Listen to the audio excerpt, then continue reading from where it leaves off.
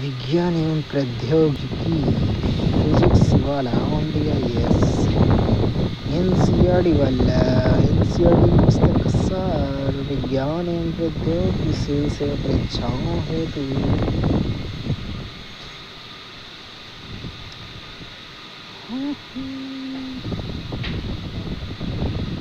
First chapter गति और मापन 1 से लेकर 32 तक। गति और मापन दैनिक जीवन में हम लगातार गतिशील वस्तुओं को देखते हैं। उदाहरण के लिए सड़कों पर चलती कारें, पार्क में खेलने वाले बच्चे या चलने के सामान क्रिया। यह गति जो सामान्य बल, दाब, घर्षण की परस्पर क्रिया द्वारा नियंत्रित होती है, समय के आयाम में होती है और दूरियों के आधार पर मापी जाती है। अपरूपण बल की वजह से चाकू द्वारा फल काटे जाने से होने वाली आसानी से लेकर हमारे चारों ओर के वायुमंडलीय दाब या किसी व्यक्ति की यात्रा में लगने वाले समय की माप। यदि विभिन्न घटनाएं आपस में एक दूसरे से जुड़ी हुई हैं तो हमारे भौतिक जीवन की रूपरेखा तैयार करते हैं। गहराई से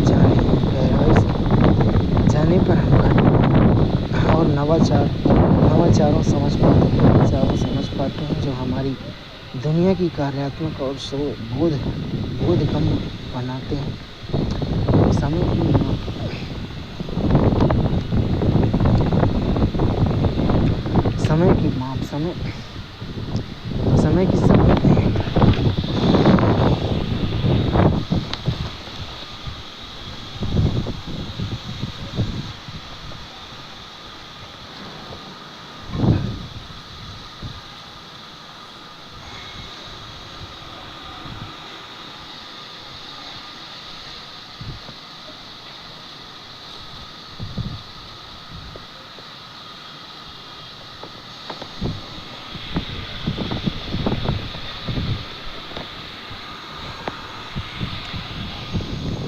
समय की माप समय है। समय को सही तरीके से समझना और मापन एक मूलभूत मानवीय आवश्यकता है। घड़ियों के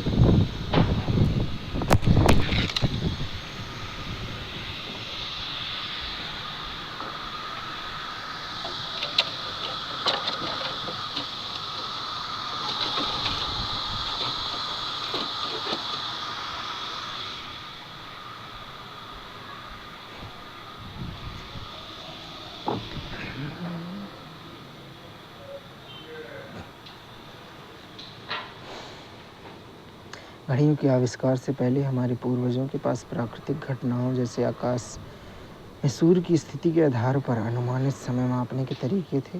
प्राकृतिक घड़ी सूर्य द्वारा डाली गई परछाई समय मापने के लिए मनुष्य द्वारा उपयोग किए जाने वाले शुरुआती उपकरणों में से एक थी।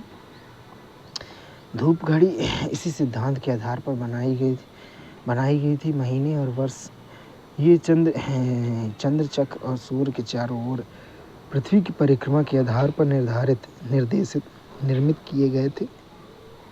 सरल लोलक एक बहुत ही बुनियादी समय मापने का उपकरण। सरल लोलक में एक धागे से लटकती हुई एक धातु की गेंद या बॉब होती है। इस लोलक की आगे पीछे की गति अथवा इसका दोहन आवधिक होता है। एक पूर्ण दोलन में लगे समय को इसका आवर्तकाल कहा जाता है। ऐतिहासिक रूप से सिद्धांत का उपयोग लोलक घड़ियों में किया जाता है।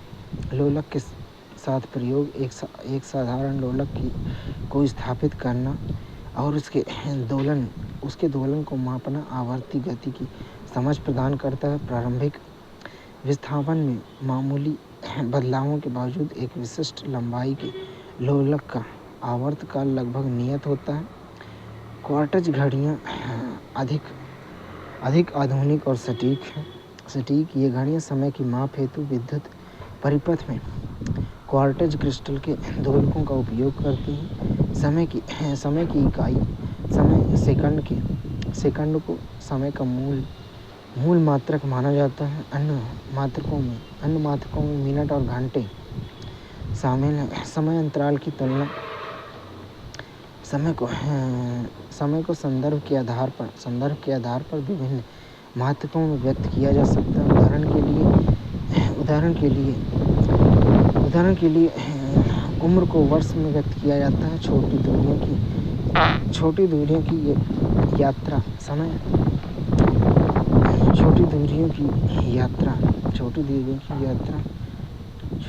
की यात्रा का समय आमतौर पर मिनट या घंटा में व्यक्त किया जाता है। सेकंड को समझना, एक सेकंड का मोटे तौर पर अनुमान 2001 को जोर से बोलने में लगने वाले समय से किया जा सकता है। एक वयस्क की सामान्य अवस्था जब कोई कार्य नहीं कर रहा हो में हृदय गति भी समय के बारे में एक परिप्रेक्ष्य प्रदान करती है। आमतौर पर यह प्रति मिनट लगभग 72 बार धड़कती है। प्राचीन काल में समय मापन लोलक घड़ियों के आविष्कार से पहले विभिन्न सभ्यताओं ने समय मापने के विभिन्न तरीकों का इस्तेमाल किया था। धूप घड़ियाँ, जल घड़ियाँ और रेत घड़ियाँ आदि इसके उदाहरण हैं। ये उपकरण अपने कई डिजाइनों में विभिन्न संस्कृतियों में पाए जाते हैं। गति तथा दूरियों का मापन।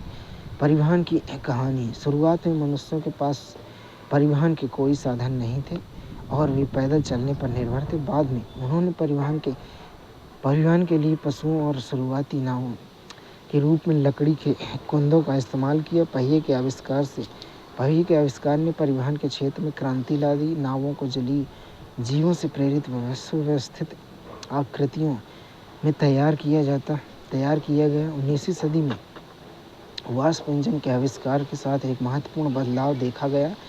इससे वाष्प इंजन में चलने वाली गाड़ियों और बाद में मोटर कारों, ट्रकों, बसों का विकास हुआ। 20वीं शताब्दी इलेक्ट्रॉनिक ट्रेनों और मोनोरेल, सुपरसोनिक वायुवी जहाज और अंतरिक्ष यान जैसी प्रगति लेकर आई है।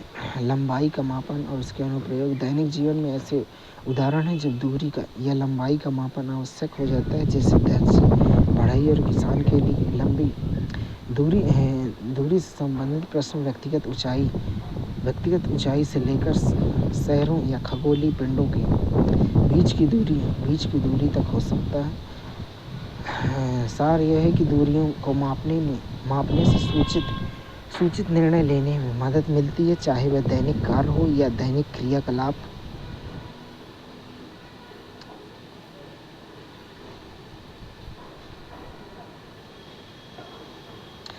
मापन की अवधारणा। माप को एक अज्ञात मात्रा की तुलना में एक ज्ञात मात्रा, जिसे एक मात्रक कहा जाता है, से करने के रूप में परिभाषित किया जाता है। माप के परिणाम में दो घटक होते हैं, संख्या और मात्रक। संख्या इस बात को रेखांकित करती है कि गैर मानक मात्रकों जैसे कि लंबाई, हाथ की लंबाई, पैर की लंबाई का उपयोग करने से अलग अलग व्यक्तियों के लिए अलग अलग माप प्राप्त हो सकते हैं। इससे मानकीकृत मानकों की आवश्यकता होती है जो सभी व्यक्तियों के लिए एक समान हो। लंबाई के मापन हेतु मानक मात्रक। प्राचीन मात्रक ऐतिहासिक रूप से लोग शरीर के विभिन्न भागों को मात्रकों के रूप में इस्तेमाल करते हैं, जैसे हाथ की लंबाई, उंगली की चौड़ाई और कदम की दूरी। सिंधु घाटी सभ्यता, प्राचीन मिस्र, रोमन, प्राचीन भारतीयों के अपने विशिष्ट मात्रक थे जो अक्सर शरीर के अंगों पर आधारित होते, जिसके कारण माप में भिन्नताएं देखी जाती थी। मानक प्रणाली की आवश्यकता। प्राचीन मापन विधियों में विसंगतियों के कारण एक मानकीकृत प्रणाली की आवश्यकता थी। वर्ष 1970 में फ्रांसीसी ने मीट्रिक प्रणाली शुरू की। 1790 में वैश्विक सुसंगतता सुनिश्चित करने के लिए international system of unit (SI) unit को दुनिया भर में के वैज्ञानिकों द्वारा स्वीकार किए गए लंबाई के मात्रक में लंबाई का प्राथमिक SI मात्रक मीटर है। 1 मीटर को 100 सेंटीमीटर में विभाजित किया गया है। 1 सेंटीमीटर को 10 मिलीमीटर में विभाजित किया गया है। बड़ी दूरियों के लिए किलोमीटर का उपयोग किया जाता है। किलोमीटर 1000 मीटर के बराबर होता है। भविष्य में सभी मापन गतिविधियों के लिए SI मात्रकों का उपयोग लंबाई और दूरी को मापने की उचित विधि के माध्यम को रेखांकित करता है। वक्र रेखा की लंबाई मापना यद्यपि सीमा रेखा को अनम्य मीटर पैमाने का उपयोग करके मापा जा सकता है, लेकिन वक्र रेखाओं को मापना एक चुनौती प्रदान करता है। वक्र रेखा को मापने के लिए एक छोर से दूसरे छोर तक वक्र पथ के अनुरूप एक लचीले धागे का उपयोग किया जा सकता है और फिर एक अनम्य स्केल से धागे की लंबाई मापी जा सकती है। हमारे आसपास की गतिशील वस्तुएं, हमारे आसपास की हर वस्तुएं, चाहे वह स्थिर हो या गतिमान, उसकी स्थिति के आधार पर वर्गीकृत की जा सकती है। उदाहरण के लिए एक टेबल स्थिर विरामावस्था में रह सकती है। एक पक्षी अपनी स्थिति गति की अवस्था में बदल सकता है। चींटी के प्रक्षेप पथ को देखकर कोई व्यक्ति गति के सार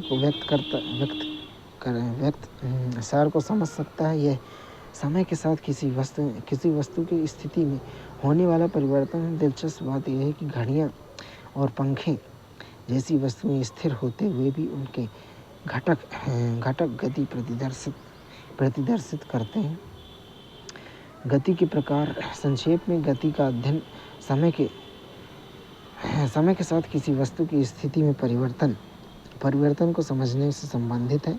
छोटे घोंघे से लेकर बृहद विमानों तक और यहाँ तक कि पृथ्वी की परिक्रमा करने वाले चंद्रमा जैसे खगोलीय पिंड समय सब कुछ किसी न किसी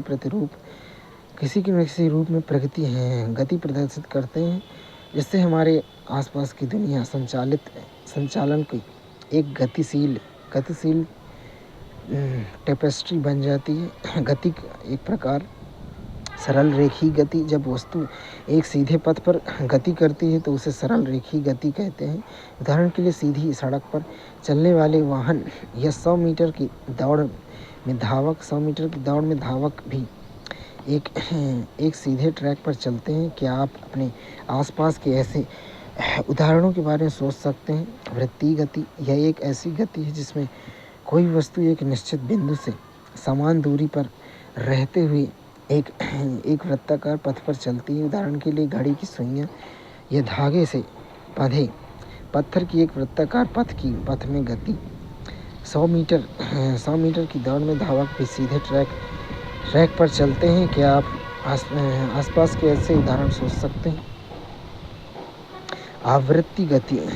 जब कोई वस्तु नियमित अंतराल के बाद अपनी गति को दोहराती है। उदाहरण के लिए, एक लोलक की आगे पीछे की गति या पेड़ की एक शाखा का हिलना। गतियों का संयोजन। कुछ वस्तुएं एक से अधिक दूर कुछ वस्तुएं एक से अधिक प्रकार की गति प्रदर्शित करती हैं। उदाहरण के लिए, एक रोलिंग बॉल एक साथ सरल रेखीय गति आगे की ओर और घूर्णन गति चक्रण से गुजरती हैं। गति की विशेषताएं। रोजमर्रा के जीवन में वस्तुएं विराम की स्थिति में या गति में हो सकती हैं। गति का अनुमान सामान्यतः अप्रत्यक्ष साक्ष्यों के माध्यम से लगाया जाता है, जैसे धूल की गति वायु की गति का संकेत देती है। सूर्योदय, सूर्यास्त, ऋतु परिवर्तन की घटनाएं पृथ्वी की गति से संबंधित है, भले ही हम इसे सीधे तौर पर नहीं समझते हों। एक वस्तु एक पर्यवेक्षक को गतिमान और दूसरे को स्थिर दिखाई दे सकता है। उदाहरण के लिए, बस में यात्रियों को पेड़ चलते हुए दिखाई देते हैं, लेकिन बाहर पर्यवेक्षण को स्थिर दिखाई देते हैं। गतियाँ जटिल हो सकती हैं, जैसे रेखीय, वृत्तीय, घूर्णी, कंपन करने वाली है। इसका संयोजन। स्थान का विवरण। किसी वस्तु का स्थान संदर्भ बिंदु या मूल बिंदु का उपयोग करके निर्दिष्ट किया जाता है। उदाहरण के लिए एक स्कूल की स्थिति को रेलवे स्टेशन से 2 किलोमीटर उत्तर में वर्णित किया गया है, जहाँ रेलवे स्टेशन संदर्भ बिंदु के रूप में कार्य करता है। संदर्भ बिंदु के रूप में कार्य करता है।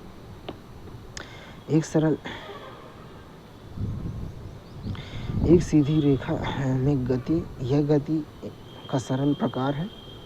यदि कोई बिंदु ओ से शुरू होकर सी, बी और ए से होकर वापस सी पर लौटती है, तब यह गति रास्ता उसकी दूरी होती है। दूरी वह वस्तु द्वारा तय की गई कुल मार्ग की लंबाई है। उदाहरण के लिए AO प्लस AC बराबर 95 किलोमीटर। यह एक आदर्श गति केवल परिमाण है। विस्थापन इसे प्रारंभिक बिंदु से अंतिम स्थिति तक की सबसे छोटी दूरी के रूप में परिभाषित किया जाता है। यह एक सदिश राशि परिमाण प्लस दिशा है। अंतिम स्थिति और प्रारंभिक स्थिति के बीच अंतर विस्थापन कहलाता है। कुछ मामलों में विस्थापन यात्रा की दूरी के बराबर हो सकता है, जैसे A से O तक की मात्रा 60 किलोमीटर। हालांकि विस्थापन कुल तय की गई दूरी से कम हो सकता है, जैसे O से A होते हुए B तक की यात्रा में दूरी शून्य न होने पर भी विस्थापन शून्य हो सकता है, जैसे कि यदि कोई वस्तु अपने प्रारंभिक बिंदु पर वापस लौट जाती है। एक समान गति किसी वस्तु को एक समान गति कहा जाता है यदि वह समान समय अंतराल में समान दूरी तय करती है। उदाहरण के लिए एक वस्तु जो प्रत्येक सेकंड 5 मीटर चलती है। असमान वस्तुओं को असमान गति में कहा जाता है यदि वे समान समय अंतराल में असमान दूरी तय करती हैं। उदाहरण के लिए भीड़ भरी सड़क पर एक कार या पार्क में जॉगिंग करने वाला व्यक्ति गति की दूरी को मापना। गति की दर वस्तुओं के बीच भिन्न हो सकती है। कुछ वस्तुएं तेज गति से चलती हैं, जबकि अन्य धीमी गति से चलती हैं। चाल गति की दर को मापती है, अर्थात इकाई समय में तय की गई दूरी को मापती है। चाल वह दूरी है जो कोई वस्तु इकाई समय में तय करती है। मात्रक मीटर प्रति सेकंड m/s, अन्य सेंटीमीटर प्रति सेकंड किलोमीटर प्रति घंटा। चाल भिन्न हो सकती है। अधिकांश वस्तुएं असमान गति प्रदर्शित करती हैं। औसत चाल इसे कुल तय की गई दूरी को कुल समय में विभाजित करने के रूप में परिभाषित किया जाता है। सूत्र औसत चाल बराबर तय की गई कुल दूरी बटे तय करने में लगा कुल समय। उदाहरण के लिए 2 घंटे में 100 किलोमीटर की दूरी तय करने वाली कार की औसत चाल 50 किलोमीटर प्रति घंटा है। स्पीडोमीटर वाहनों में लगाया जाने वाला एक उदाहरण है जो वास्तविक समय में चाल को दिखाता है। ओडोमीटर वाहन द्वारा तय की गई कुल दूरी का रिकॉर्ड रखता है। वेग एक निश्चित दिशा में चलने वाली वस्तु की गति है। यह चाल और दिशा को संयोजित करता है। किसी वस्तु का वेग एक समान या परिवर्तनशील हो सकता है। औसत वेग एक समान दर पर बदलते वेग वाली वस्तुओं के लिए औसत वेग प्रारंभिक और अंतिम वेगों का माध्य होता है। सूत्र औसत वेग बराबर प्रारंभिक वेग प्लस अंतिम वेग बटे 2 मात्रक m/s। गति के समान वेग परिवर्तन की दर एक समान तथा असमान गति uniform versus non uniform motion. एक समान गति कोई वस्तु स्थिर वेग से चलती है, समय के साथ वेग में कोई परिवर्तन नहीं होता है। असमान गति वेग समय के साथ परिवर्तित होता है। समय पर और पथ के अलग अलग बिंदुओं पर इसके अलग अलग मान होते हैं। त्वरण परिभाषा त्वरण किसी निश्चित समय अवधि में किसी वस्तु के वेग में परिवर्तन को मापता है। त्वरण बराबर वेग में परिवर्तन बटे लगने वाला समय। यदि प्रारंभिक वेग u और समय t में अंतिम वेग v हो तो त्वरण a बराबर v - u/t। त्वरित गति, यह गति किसी समय में परिवर्तन के साथ वेग में परिवर्तन होता है। दिशा, घनात्मक त्वरण वेग की दिशा, त्वरण वेग की दिशा में होता है। नकारात्मक त्वरण या मंदन, त्वरण वेग की मंदन वेग की दिशा के विपरीत होता है। मानक क्या है? मानक मात्रक, SI मात्रक m/s²। त्वरण के प्रकार, एक समान त्वरण, यदि किसी वस्तु का वेग एक समान समांतराल पर समान मात्रा में परिवर्तित होता है। उदाहरण के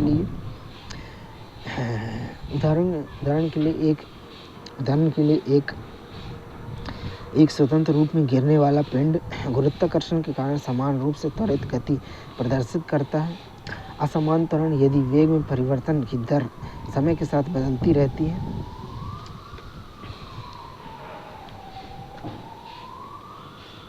असमान त्वरण, यदि वेग में परिवर्तन की दर समय के साथ बदलती रहती है। उदाहरण के लिए एक कार जो एक समय अंतराल पर अलग अलग मात्रा में गति को बढ़ाती है। गति का आरेखी निरूपण, आरेख वस्तुओं की गति को दृश्य रूप में दर्शाने के लिए एक शक्तिशाली उपकरण है जो स्पष्ट समझ और विश्लेषण को सक्षम बनाते हैं। दूरी समय रेखा, दूरी समय आरेख, ये आरेख दर्शाते हैं कि किसी वस्तु की स्थिति समय के साथ कैसे परिवर्तित होती है। एक्स अक्ष समय को दर्शाता है, वाई अक्ष दूरी या विस्थापन को दर्शाता है। एक समान चाल, जब कोई वस्तु समान समय अंतराल में समान दूरी तय करती है तो उसे एक समान चाल में गतिमान कहा जाता है। ऐसे मामलों में आरेख एक सीधी रेखा होती है। एक इस रेखा के ढाल या प्रवणता चाल को दर्शाती है।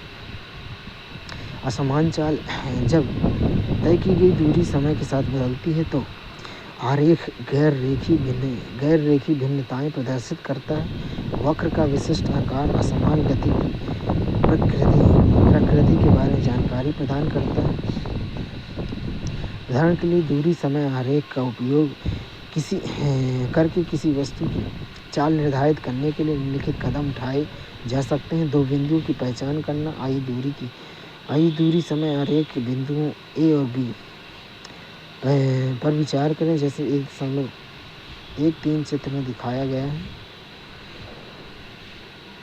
समानांतर रेखाएं, बिंदु A में x अक्ष के समानांतर एक रेखा खींचें और बिंदु y के अक्ष के बिंदु B के y अक्ष के समानांतर एक सीधी रेखा एक बिंदु C पर प्रतिच्छेदित करती है, जिससे एक त्रिभुज AB बनता है। समय और दूरी की निर्धारित करना, क्षैतिज रेखाखंड AC समय अंतराल T2-T1 को दर्शाता है। उभयखंड रेखा BC दूरी के परिवर्तन को इंगित करता है। S2-S1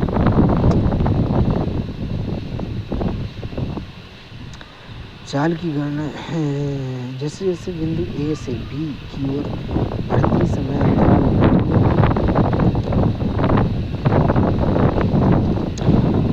अंतराल T2-T1 में इसकी स्थिति में परिवर्तन S2-S1 होता है। इसलिए इस अंतराल के दौरान वस्तु की औसत चाल V बराबर S2-S1 बटे T2-T1।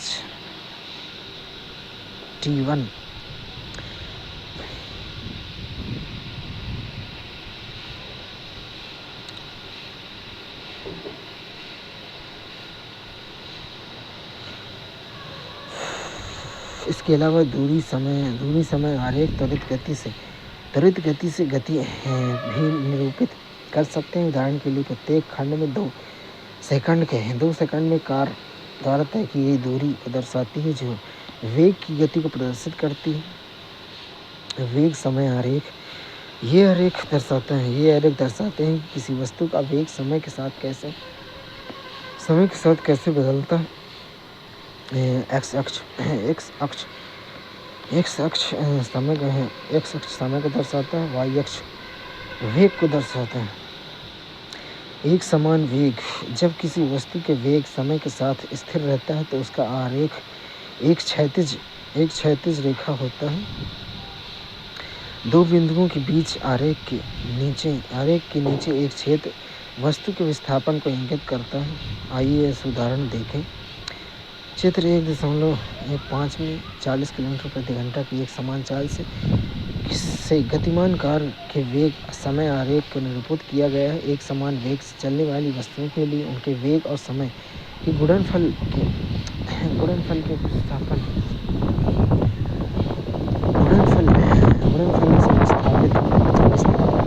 विस्थापन प्राप्त होता है। इस प्रकार वेग समय आरेख और समय अक्ष के बीच का क्षेत्र कुल विस्थापन को दर्शाता है।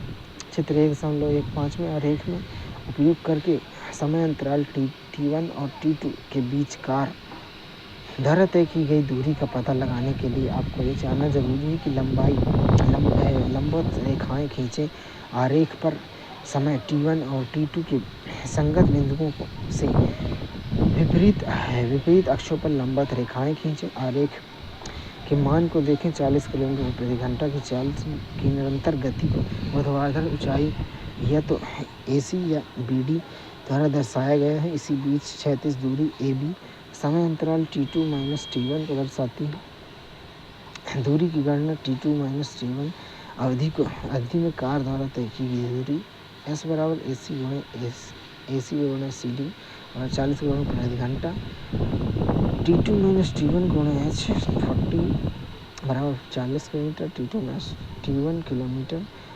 यह दूरी आयत ABCD क्षेत्रफल से मेल खाता है। इसके अतिरिक्त समान रूप से त्वरित गति समझने के लिए वेग समय आरेख का विचार करें। इस ऐसे परिदृश्य की परिकल्पना करें जहां एक सीधी रेखा सड़क पर इंजन परीक्षण से गुजरती है। कार में मौजूद एक पर्यवेक्षक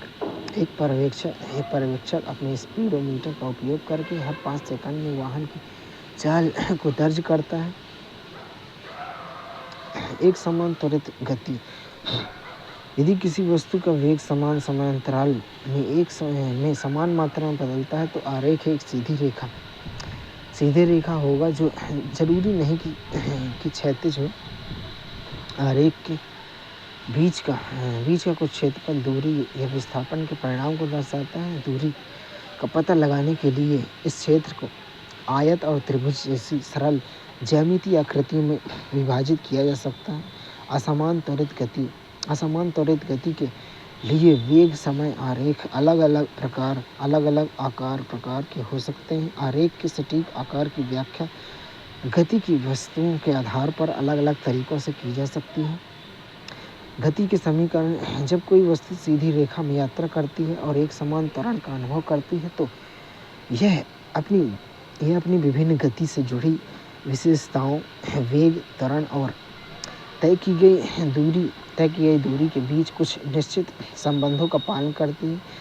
इस संबंध की समीकरण में एक वर्ग में समूहीकृत किया जाता है। इसे आमतौर पर गति के समूहीकरण के रूप में संदर्भित किया जाता है। गति के तीन प्राथमिक समीकरण हैं। वेग का संबंध v बराबर u प्लस at। यह समीकरण वस्तु के अंतिम वेग v को प्रारंभिक वेग u, त्वरण a और गति के समय t से जोड़ता है। स्थिति समय संबंध s बराबर ut plus half at square. यहाँ s समय t में वस्तु द्वारा तय की गई दूरी का विस्थापन को दर्शाता है। यह वस्तु द्वारा तय की गई दूरी को उसके प्रासंगिक वेग, गति के समय और एक समान त्वरण से जोड़ता है। स्थिति वेग संबंध 2as बराबर v square minus u square. यह समीकरण वस्तु के विस्थापन को उसके प्रारंभिक और अंतिम वेगों से जोड़ता है, जिससे प्रत्यक्ष समय संदर्भ नहीं होता। इसे समय t कारक को हटाकर उपरोक्त दो समीकरणों से प्राप्त किया जा सकता है। ऊपर दिए गए समीकरणों में u प्रारंभिक वेग को दर्शाता है, v समय टी के बाद अंतिम वेग को दर्शाता है। ए एक समान त्वरण को दर्शाता है। एस समय टी के दौरान तय की गई दूरी का विस्थापन है। ये समीकरण समान त्वरण के साथ रैखिक गति का विश्लेषण करने के लिए एक मूलभूत ढांचा प्रदान करते हैं। विशेष रूप से उन्हें आरेखी तरीकों का उपयोग करके प्राप्त किया जा सकता है, जो भौतिक संबंधों को समझने और प्राप्त करने के में आरेखी निरूपण की शक्ति को दर्शाता है। एक समान वृत्तीय गति परिभाषा यह वह गति जिसमें कोई वस्तु वृत्ताकार पथ पर चलते हुए समान गति बनाए रखती है, एक समान वृत्तीय गति कहलाती है। त्वरण आमतौर पर किसी वस्तु की चाल में परिवर्तन से जोड़ा जाता है। हालांकि यह समझना महत्वपूर्ण है कि भले ही किसी वस्तु की चाल स्थिर रहे, लेकिन उसकी गति की दिशा में परिवर्तन भी त्वरण का गठन करता है। वृत्तीय गति को समझना, एक धावक ट्रैक के चारों ओर दौड़ रहा है। एक आयताकार ट्रैक पर, जैसे कि चित्र 1.18 में दर्शाया गया है। यदि एथलीट प्रत्येक रेखीय खंड AB, BC, CD, DA पर एक नियत गति बनाए रखता है, तो उसका वेग केवल तभी बदलता है जब वह किनारे पर मुड़ता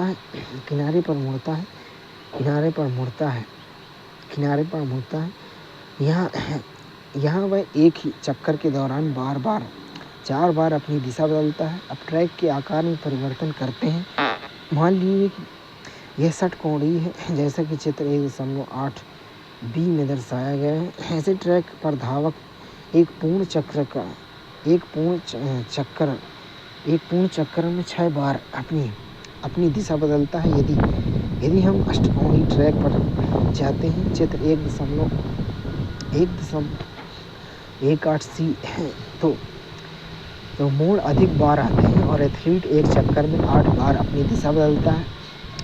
रोचक क्षण तब आता है जब हम अपने ट्रैक पर वस्तुओं की संख्या बढ़ाते जाते हैं, जैसे कि वस्तुओं की संख्या अनंत के करीब पहुंचती है। प्रत्येक भुजा असीम रूप से छोटी होती जाती है और हमारा ट्रैक एक वृत्त में परिवर्तित हो जाता है। एक वृत्तीय ट्रैक एक समान गति बनाए रखने वाले एथलीट के लिए इसके वेग में एकमात्र उतार चढ़ाव दिशा में निरंतर परिवर्तन के कारण होता है। चाल अपरिवर्तित होने के बावजूद दिशा में निरंतर परिवर्तन के कारण इस गति को त्वरित गति कहा जाता है। त्रिज्या r वाले एक वृत्तीय पथ की परिधि 2πr होती है। यदि हमारा धावक इस ट्रैक पर एक पूरा चक्कर लगाने में t सेकंड लेता है, तो उसकी चाल v की गणना इस प्रकार की जाती है। v बराबर 2πr/t। एक व्यवहारिक उदाहरण, प्रैक्टिकल इलस्ट्रेशन। कल्पना करें कि एक पत्थर को एक धागे से बांधकर वृत्तीय पथ में घुमाया जाता है और फिर उसे छोड़ दिया जाता है। पत्थर एक सीधी रेखा में अपने वृत्तीय पथ के स्पर्श रेखा की दिशा में जाता है। क्यों? छोड़े जाने के बिंदु पर पत्थर उस गति दिशा को बनाए रखता है जो उस क्षण में था। यह व्यवहार इस बात की पुष्टि करता है कि एक वृत्तीय पथ में गति करते समय पत्थर की दिशा प्रत्येक बिंदु पर परिवर्तित हो जाती है। इस प्रकार एथलीट प्रतिस्पर्धाओं के दौरान जब कोई एथलीट गोल गोल घूमता है और फिर भाले को फेंकता है, भाले को छोड़ता है, तो उस दिशा में जाता है जिस दिशा में वह छोड़ने से पहले था। जो हमारे द्वारा घुमाए गए पत्थर के व्यवहार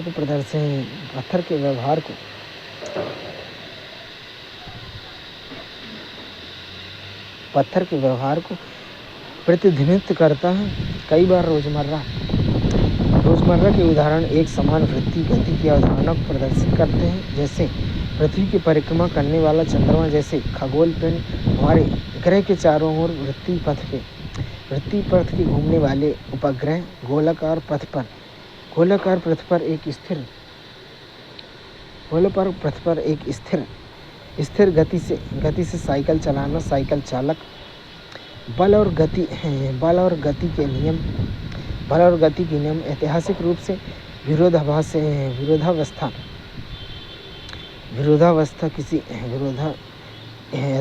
से विरोधावस्था को किसी वस्तु की प्राकृतिक स्थिति माना जाता है जब तक कि गैलीली और आइजैक न्यूटन ने गति का एक नया दृष्टिकोण प्रस्तुत कर इस विश्वास को चुनौती नहीं दी।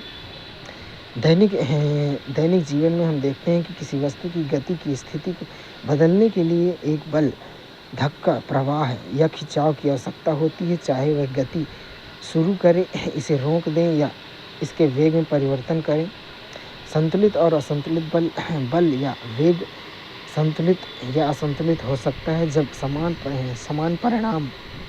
समान परिमाण के दो बल विपरीत दिशाओं के किसी वस्तु पर कार्य करते हैं तो वे संतुलित हो जाते हैं, जिसके परिणाम स्वरूप वस्तु में कोई गति नहीं होती।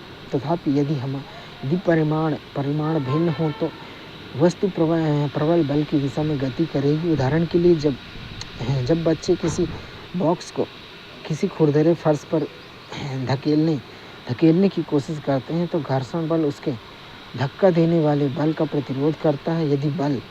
यदि उनका बल घर्षण बल से अधिक होता है तभी बॉक्स गति करता है। इसी तरह साइकिल की सवारी करते समय जब हम पैडल मारना बंद कर देते हैं तो घर्षण बल के कारण साइकिल सीधी होने लगती है। किसी वस्तु की गति की निरंतरता के लिए हमेशा असंतुलित बल के निरंतर अनुप्रयोग की आवश्यकता है। किसी वस्तु की गति की निरंतरता के लिए हमेशा असंतुलित बल के निरंतर प्रयोग की आवश्यकता नहीं होती। जब किसी वस्तु पर कार्य करने वाले बल संतुलित होते हैं तो वह एक समान वेग से गति करता है। उसकी गति या दिशा में बदलने के लिए असंतुलित बल की आवश्यकता होती है। गति का प्रथम नियम गैलीलियो के अवलोकन ने उन्हें यह निष्कर्ष बदलने के लिए प्रेरित किया कि वस्तु में बाह्य बल की अनुपस्थिति में एक समान गति से गतिमान रहती है। न्यूटन ने इस विचार को और विकसित किया तथा गति की व्याख्या करने वाले 3 मूलभूत नियमों को तैयार किया जिन्हें हम न्यूटन की गति के नियमों के रूप में जाना जाता है। जड़त्व का नियम पहला नियम, जिसे जड़त्व बल का नियम कहा जाता है, के अनुसार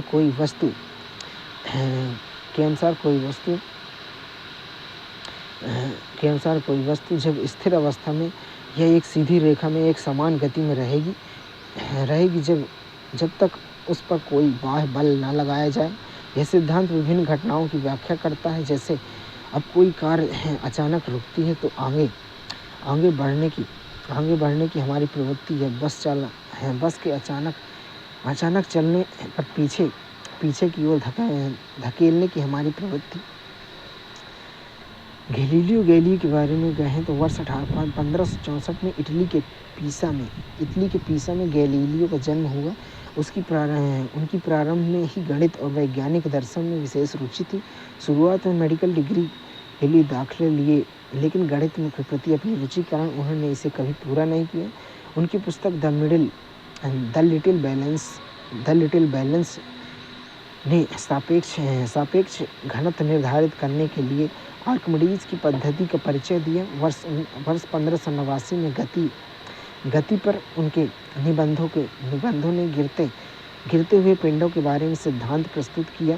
गैलीलियो न केवल एक वैज्ञानिक थे बल्कि एक अद्भुत शिल्पकार भी थे। उन्हें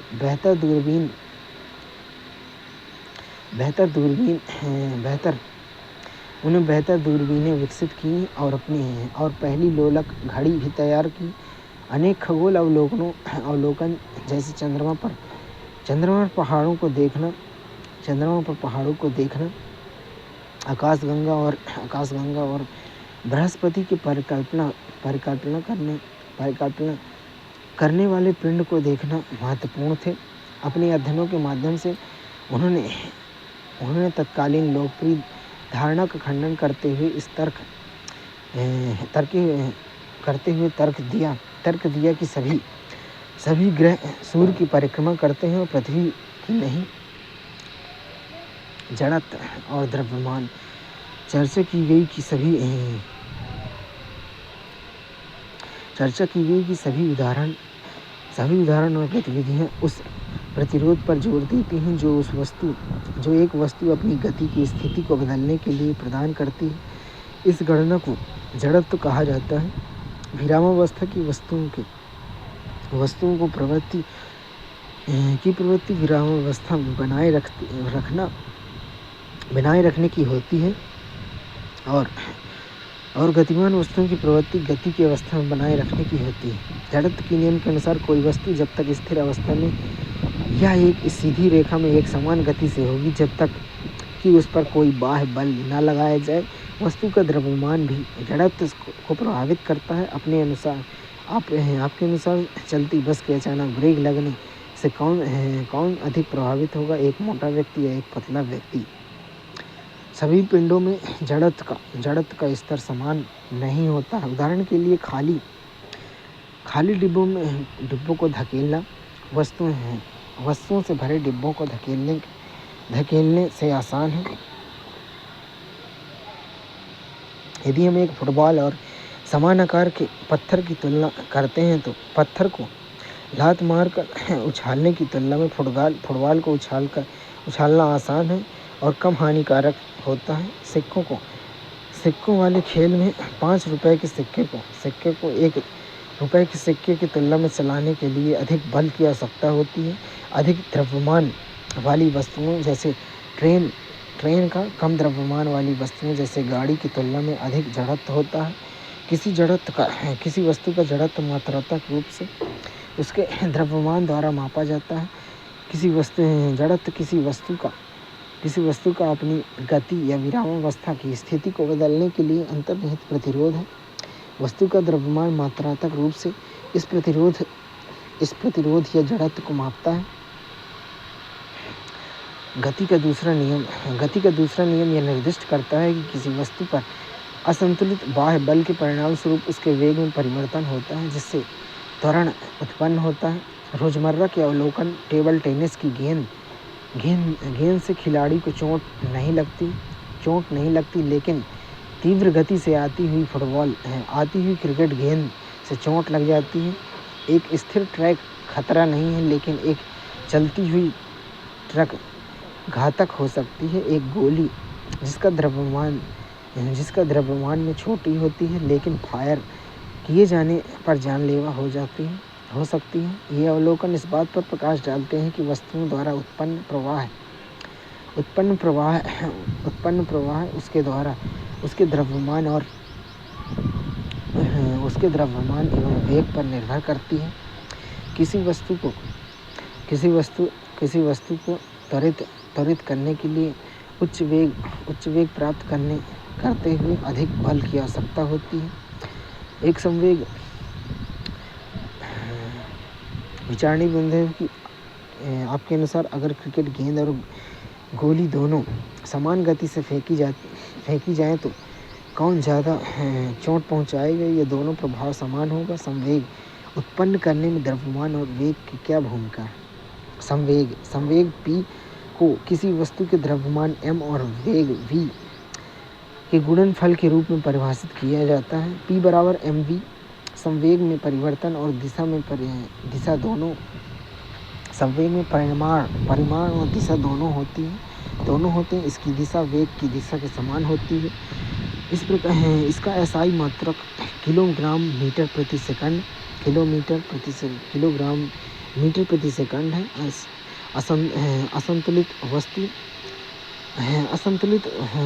असंतुलित बल वस्तु के संवेग में परिवर्तन लाता है। निष्क्रिय बैटरी वाली कार का उदाहरण, यह अचानक धक्का देने से स्टार्ट नहीं होती, लेकिन देर तक लगातार धक्का देने से यह इतनी गति पकड़ लेती है कि इसका इंजन स्टार्ट हो सकता है। इसका तात्पर्य यह है कि गति में परिवर्तन बल के परिमाण और बल के कार्य करने की अवधि दोनों से प्रभावित होता है। गति का दूसरा नियम यह बताता है कि किसी वस्तु के संवेग परिवर्तन की दर उस पर लगाए गए असंतुलित बल के समानुपाती होती है तथा यह वह बल की दिशा में होता है।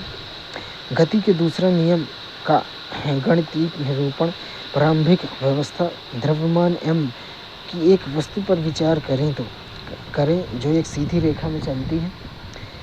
उसका प्रारंभिक वेग u है और एक स्थिर बल F के बराबर एक समान त्वरण से समय t पर इसका वेग v हो जाता है। प्रारंभिक वेग p1 बराबर mu, अंतिम वेग p2 बराबर mv।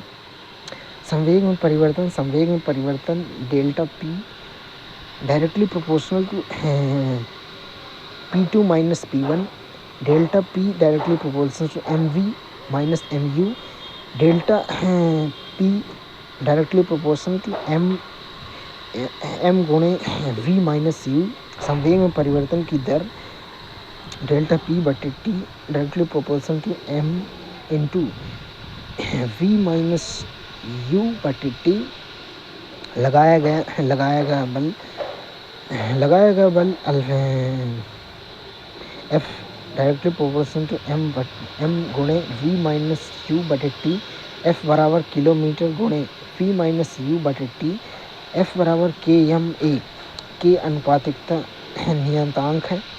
SI मात्रक द्रव्यमान एक मात्रक किलोग्राम है और त्वरण का मात्रक मीटर प्रति सेकंड स्क्वायर है। बल की एक इकाई इस प्रकार परिभाषित की जाती है कि k का मान 1 हो जाता है। इसलिए बल की एक इकाई बराबर k गुणे 1 किलोग्राम गुणे 1 मीटर 1 ms घाते -2। इसलिए F बराबर ma गति के दूसरे नियम का निरूपण है। न्यूटन बल का मात्रक है। दैनिक जीवन में के अवलोकन करें तो एक क्रिकेट फील्डर गेंद को पकड़ते समय अपने हाथों को पीछे खींचता है ताकि गेंद के वेग को कम करने लगने वाला समय बढ़ जाए, जिससे गेंद का त्वरण और चक्कर का प्रभाव कम हो जाता है।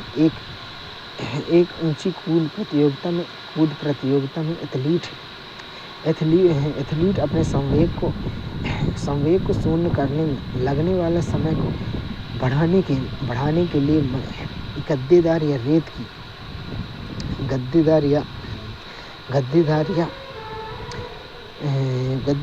रेत की सतह पर कूदते हैं, जिससे संवेग में परिवर्तन और चक्कर के बल में कमी आती है। एक कराटे खिलाड़ी की एक झलक में बर्फ के टुकड़े को तोड़ने की क्षमता को भी गति के दूसरे नियम का उपयोग करके समझा जा सकता है। गति के प्रथम नियम के संबंध पहला नियम अर्थात कोई वस्तु जब एक विरामावस्था में या एक सीधी रेखा में समान गति से रहेगी जब तक उस पर कोई बाह्य बल न लगाया जाए। दूसरे नियम में गणितीय सूत्र से प्राप्त किया जा सकता है। चूँकि F बराबर ma, यदि F बराबर 0 तो u माइनस v बराबर u किसी भी समय t के लिए। यदि वस्तु विराम u बराबर 0 से प्रारंभ होती है तो यह विरामावस्था में ही रहेगी, v बराबर 0। गति का तीसरा नियम अवलोकन। गति का तीसरा नियम दो वस्तुएं एक दूसरे पर लगाए गए बलों से संबंधित है। जब एक वस्तु दूसरी वस्तु पर बल लगाती है तो दूसरी वस्तु पहली वस्तु पर विपरीत दिशा में बल लगाती है। ये बल, जिसे क्रिया और प्रतिक्रिया बल कहा जाता है, हमेशा अलग अलग वस्तुओं पर कार्य करता है। फुटबॉल के खेल का उदाहरण। फुटबॉल के खेल में जब खिलाड़ी टकराते हैं तो प्रत्येक खिलाड़ी टक्कर का प्रभाव महसूस करता है, क्योंकि वे एक दूसरे पर बल लगाते हैं। इस परस्पर क्रिया के परिणाम स्वरूप बलों का एक युग्म सृजित होता है। स्प्रिंग तुला प्रयोग, जब एक साथ जुड़े दो स्प्रिंग तुलनाएं का उपयोग करते हुए यदि एक तुला पर बल लगाया जाता है तो दोनों विपरीत दिशाओं में समान अंकन रीडिंग दिखाते हैं। यह तीसरे नियम को दर्शाता है, क्योंकि एक तुला द्वारा दूसरे पर लगाया गया बल दूसरे तुला द्वारा लगाए गए विपरीत बल के बराबर होता है। यह बल तीसरे नियम के एक वैकल्पिक विवरण प्रदान करता है। प्रत्येक क्रिया के लिए एक समान विपरीत प्रतिक्रिया होती है। हालांकि ये बल दो अलग अलग वस्तुओं पर कार्य करते हैं। गति का तीसरा नियम कहता है कि हर क्रिया के बराबर और विपरीत प्रतिक्रिया होती है। इस तर्क से यद्यपि यह स्पष्ट होता है कि पृथ्वी वस्तुओं को आकर्षित करती है, जैसे पेड़ के गिरने वाला सेब, क्या इसका विपरीत भी सत्य है? क्या आप इस विषय पर उस परिवर्तनशील कारक के बारे में सोच सकते हैं जो पृथ्वी को सेब की ओर बढ़ने से रोकता है? चलने का उदाहरण है, जब कोई व्यक्ति चलने की कोशिश करता है तो वह जमीन को पीछे की ओर धकेलता है। बदले में जमीन बराबर और विपरीत बल आगे की ओर लगाती है, जिससे व्यक्ति वांछित दिशा में आगे बढ़ता है। त्वरण और द्रव्यमान, यद्यपि क्रिया और प्रतिक्रिया बल समान होते हैं, लेकिन यदि वस्तुओं का द्रव्यमान भिन्न भिन्न हो तो वे समान त्वरण उत्पन्न नहीं कर सकते हैं। बंदूक और गोली का उदाहरण, जब बंदूक से गोली चलाई जाती है तो बंदूक गोली को आगे की ओर धकेलने के लिए बल लगाती है। गोली बंदूक पर पीछे की ओर बराबर बल लगाती है, जिसके परिणाम स्वरूप बंदूक पीछे हटती है। बंदूक गोली से बहुत भारी होती है, इसलिए बल बराबर होने के बावजूद गोली की तुलना में उसका त्वरण कम होता है। नाविक और नाव का उदाहरण, यदि नाविक नाव से आगे की ओर कूदता है तो नाव पीछे की ओर बढ़ती है। नाविक द्वारा जल या जमीन पर लगाए गए आगे की ओर बल की प्रतिक्रिया नाव पर जल या जमीन पर समान विपरीत बल की दिशा बल द्वारा किया जाता है। गुरुत्वाकर्षण वह बल है जो द्रव्यमान वाली वस्तुओं के बीच आकर्षण के लिए उत्तरदायी है। यह एक खगोलीय पिंड, यह एक आकाशीय पिंड और पृथ्वी की ओर गिरने वाली वस्तुओं की गति के लिए उत्तरदायी है। सर आइजैक न्यूटन ने गुरुत्वाकर्षण पर बल की अवधारणा का प्रतिपादन किया। पृथ्वी की गति, मून्स मोशन, चंद्रमा पृथ्वी के चारों ओर चक्कर लगाता है। न्यूटन ने प्रतिपादित किया कि वह बल जो एक सेब के जमीन पर गिरने का कारण बताता है, चंद्रमा को पृथ्वी के चारों ओर अपनी कक्षाओं में बनाए रखता है। हालांकि चंद्रमा पृथ्वी की ओर गिरे बिना उसकी परिक्रमा करता हुआ प्रतीत होता है, लेकिन यहीं पर अभिकेंद्री बल की अवधारणा कार्य करती है। अभिकेंद्री बल, सेंट्रीपिटल फोर्स, जब कोई वस्तु वृत्ताकार पथ में गति करती है तो वह बल जो उसे उस पथ पर गतिमान रखता है और उसे एक सीधी रेखा में जाने से रोकता है, अभिकेंद्री बल कहलाता है। इस बल के बिना गति में एक वस्तु एक सीधी रेखा में चली जाएगी जो वृत्तीय पथ की स्पर्श रेखा की दिशा में होगी। चंद्रमा और अभिकेंद्री बल, पृथ्वी के चारों ओर चंद्रमा की परिक्रमा को अभिकेंद्री बल के कारण माना जा सकता है। जब यह बल पृथ्वी और चंद्रमा के बीच गुरुत्वीय आकर्षण का परिणाम है। यदि गुरुत्वाकर्षण बल नहीं हो तो चंद्रमा पृथ्वी के चारों ओर चक्कर नहीं लगाएगा, बल्कि एक सीधी रेखा में गति करेगा। सेब और पृथ्वी का आकर्षण, यद्यपि यह स्पष्ट है कि पृथ्वी वस्तुओं को आकर्षित करती है, जैसे पेड़ में गिरता सेब, लेकिन उसका विपरीत भी सत्य है। न्यूटन के तीसरे नियम के अनुसार सेब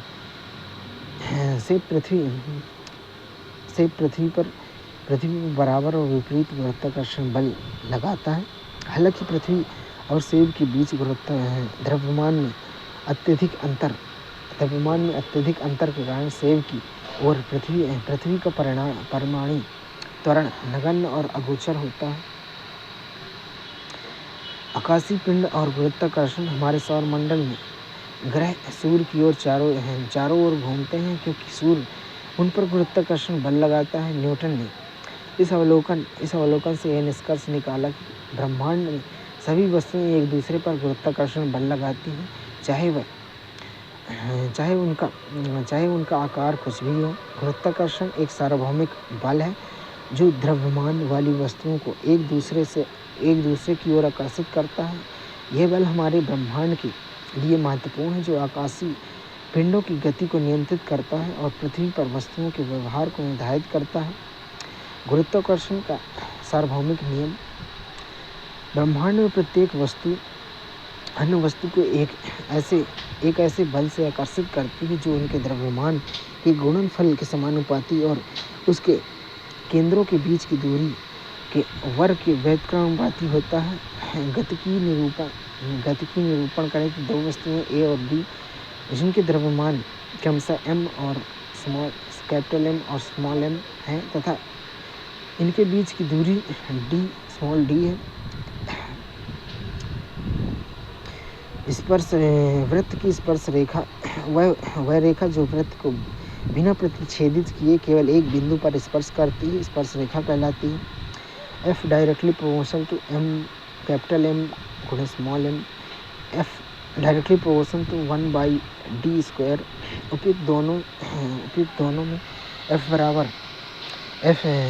डायरेक्टली प्रोपोर्शनल टू M गुणे कैपिटल M गुणे M बटे d स्क्वायर, या F बराबर G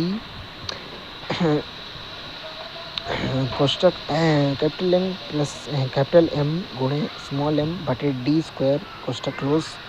यहाँ G सार्वभौमिक गुरुत्वाकर्षण स्थिरांक है। G का मान स्थिरांक G जिसे सार्वभौमिक गुरुत्वाकर्षण स्थिरांक कहा जाता है का स्वीकृत मान है। F बराबर d स्क्वायर बटे G कोष्टक कैपिटल M गुणे स्मॉल m। यह G बराबर F इंटू d स्क्वायर बटे कैपिटल M गुणे स्मॉल m। यह मान हेनरी कैवेंडिश द्वारा एक संवेदनशील तुला का उपयोग करके निर्धारित किया गया था।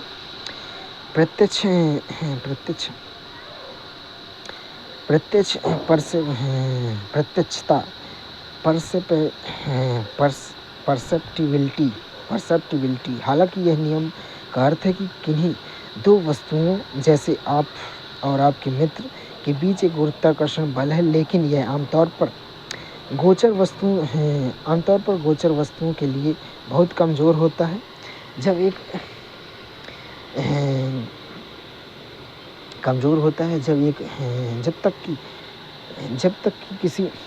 जब तक कि कम से कम एक वस्तु का द्रव्यमान बहुत बड़ा ना हो, जैसे कोई ग्रह।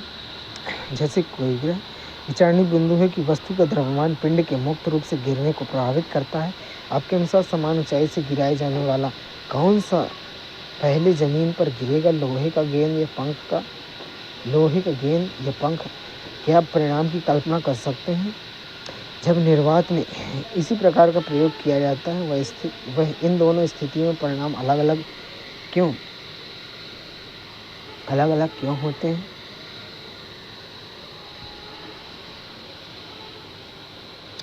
सार्वभौमिकता यूनिवर्सैलिटी। पिंडों की प्रकृति, आकार या अवस्थिति पर निर्भरता के बिना यह नियम सार्वभौमिक रूप से लागू होते हैं। उदाहरण के लिए यदि दो वस्तुओं के बीच की दूरी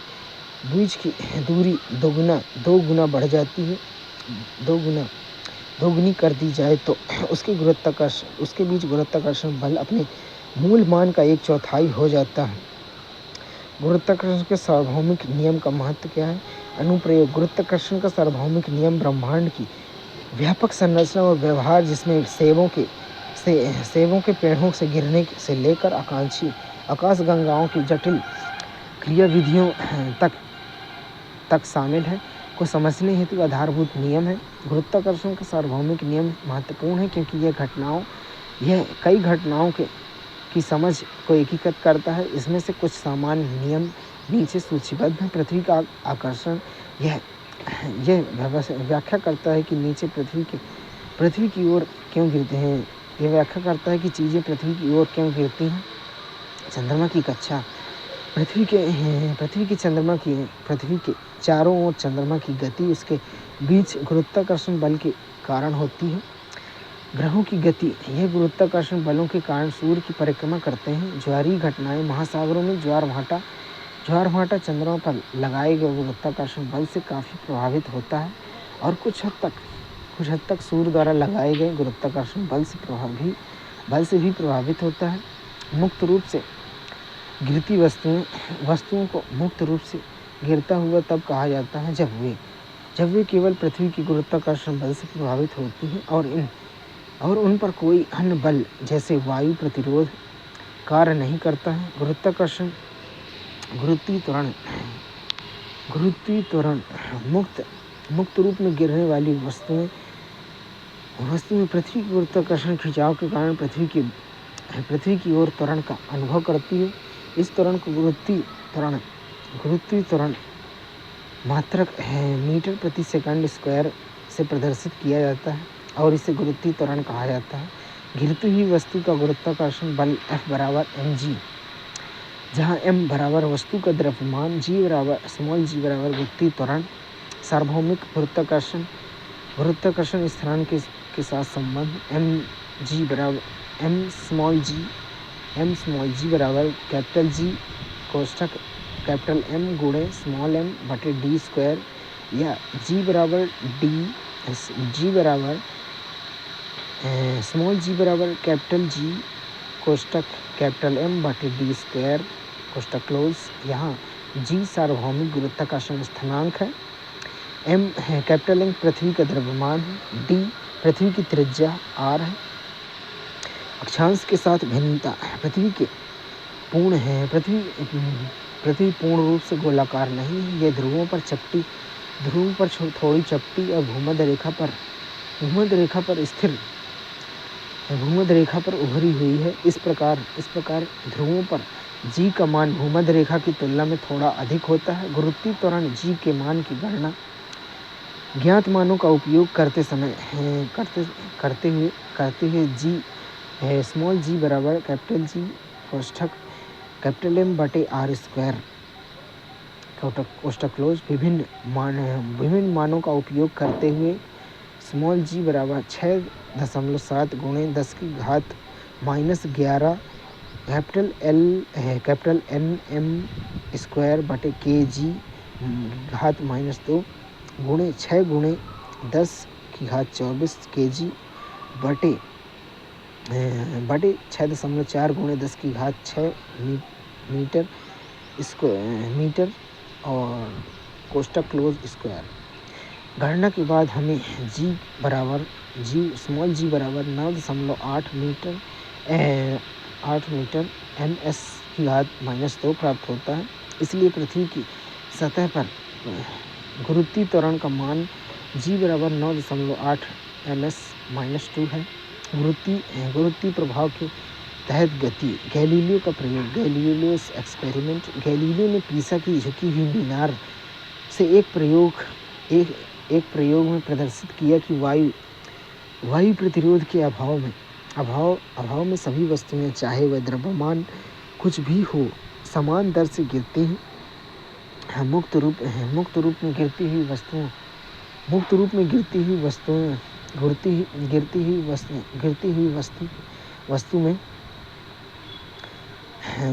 वस्तु में गति के समीकरण equation of motion in free fall पृथ्वी की सतह के समीप गैस के एक समान होने के कारण समान रूप से त्वरित गति के समीकरण लागू होते हैं, जहाँ त्वरण ए को जी से प्रतिस्थापित किया जाता है।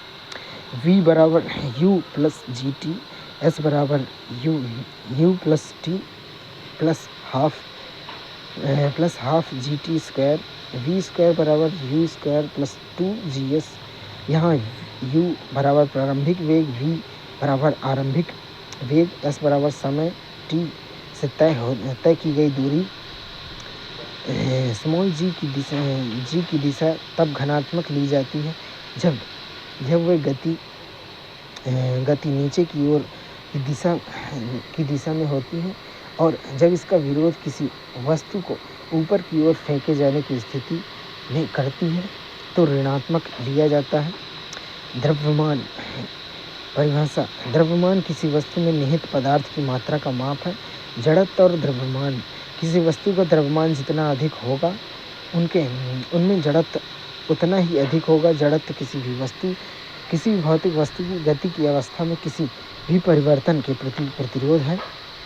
अपरिवर्तनीयता। किसी वस्तु का द्रव्यमान उसकी अवस्थिति से स्वतंत्र होता है, चाहे वस्तु पृथ्वी पर हो, चंद्रमा पर हो, बाह्य अंतरिक्ष में हो या ब्रह्मांड में कहीं भी हो, उनका द्रव्यमान नहीं बदलेगा। यह गुण द्रव्यमान को अदिश और सार्वभौमिक रूप से अपरिवर्तनीय बनाता है।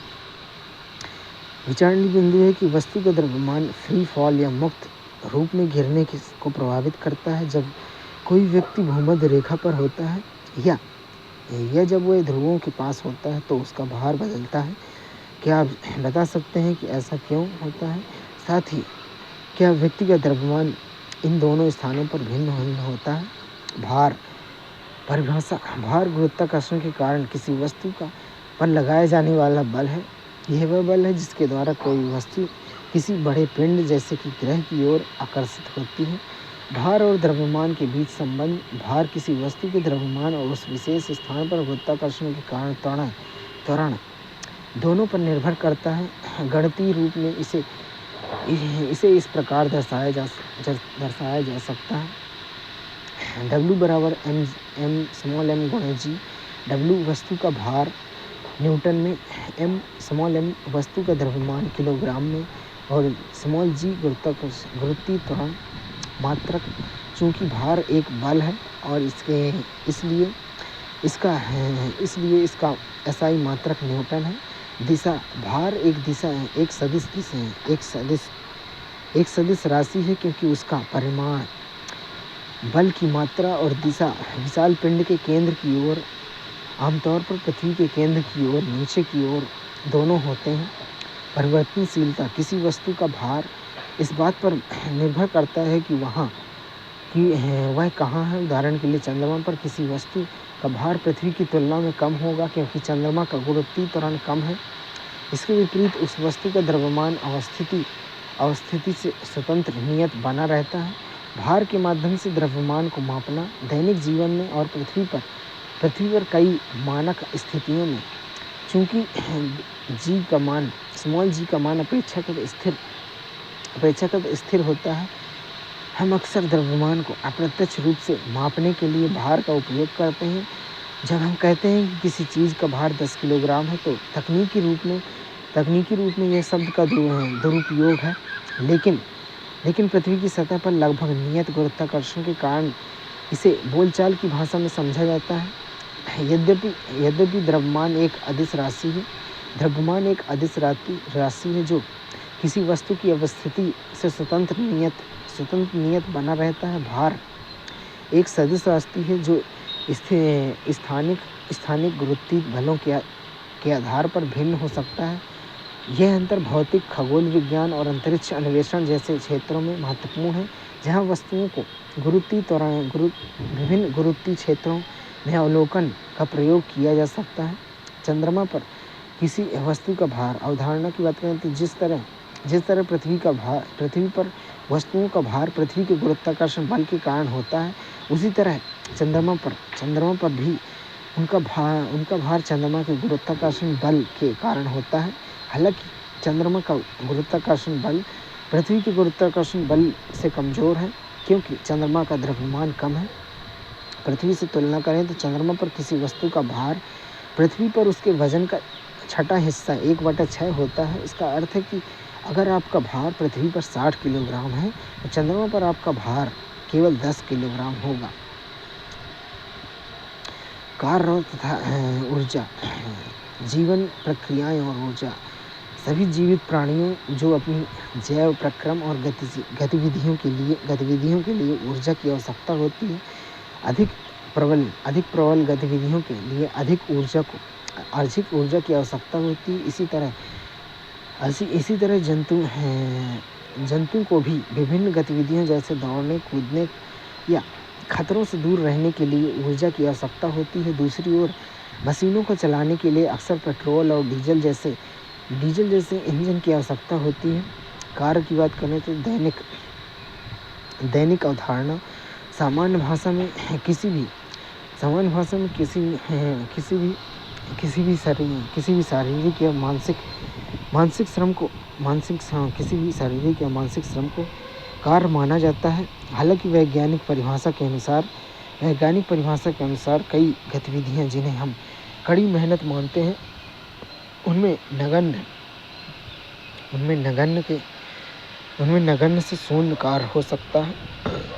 उदाहरण के लिए जब हम अपनी शक्ति से एक विशाल चट्टान को धक्का देते हैं लेकिन इसे स्थानांतरित करने में विफल रहते हैं, या किसी भार को बिना स्थानांतरित किए पकड़े रहते हैं, तो यह विज्ञान में कार्य नहीं माना जाता, भले ही वे हमें थका दे।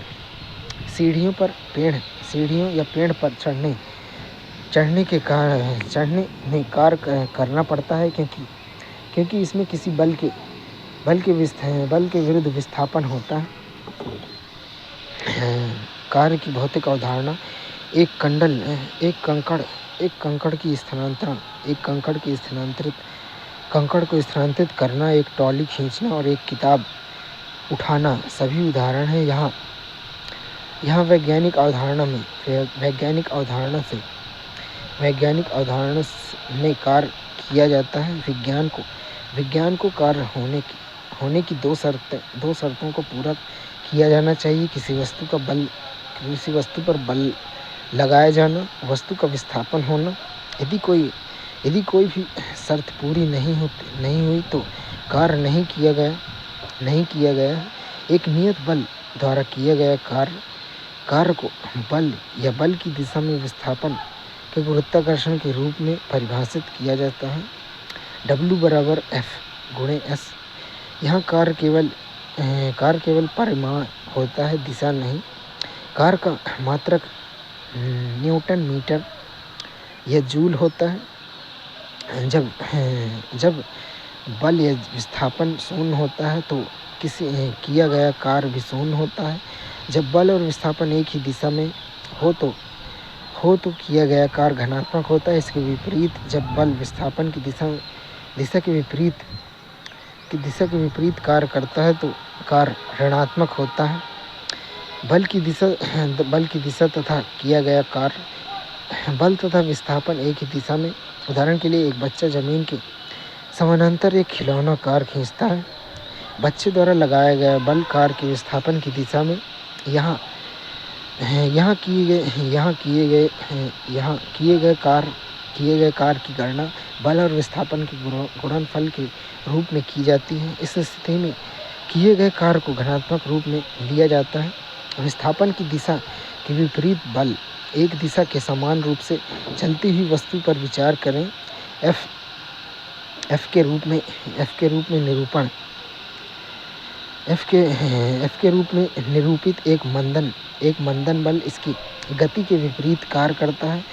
बल और विस्थापन की दिशा के बीच का कोण 180 है। यदि वस्तु विस्थापित S के बाद रुक जाती है तो बल F द्वारा किया गया कार्य ऋणात्मक होता है। इसके गणितीय रूप में F×-S या -F×S के रूप में दर्शाया जाता है।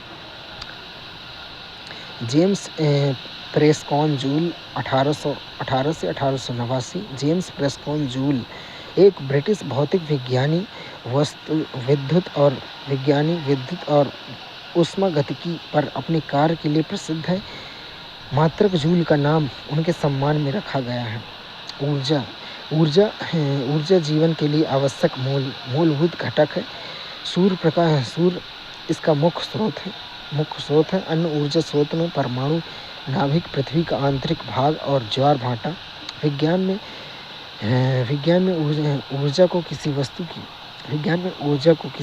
की कार्य करने की क्षमता के रूप में परिभाषित किया गया है। जब कोई वस्तु कार्य करती है तो वह ऊर्जा खोती है और जिस वस्तु पर कार्य किया जाता है वह ऊर्जा प्राप्त करती है।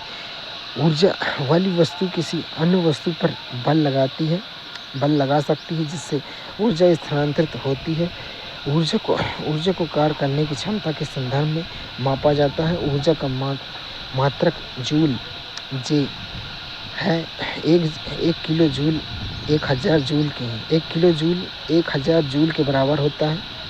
ऊर्जा के रूप में रूपांतरण, ऊर्जा को एक रूप से दूसरे रूप में रूपांतरित किया जा सकता है। प्रकृति में ऐसे उदाहरण हैं जो इस तरह के रूपांतरणों को दर्शाते हैं।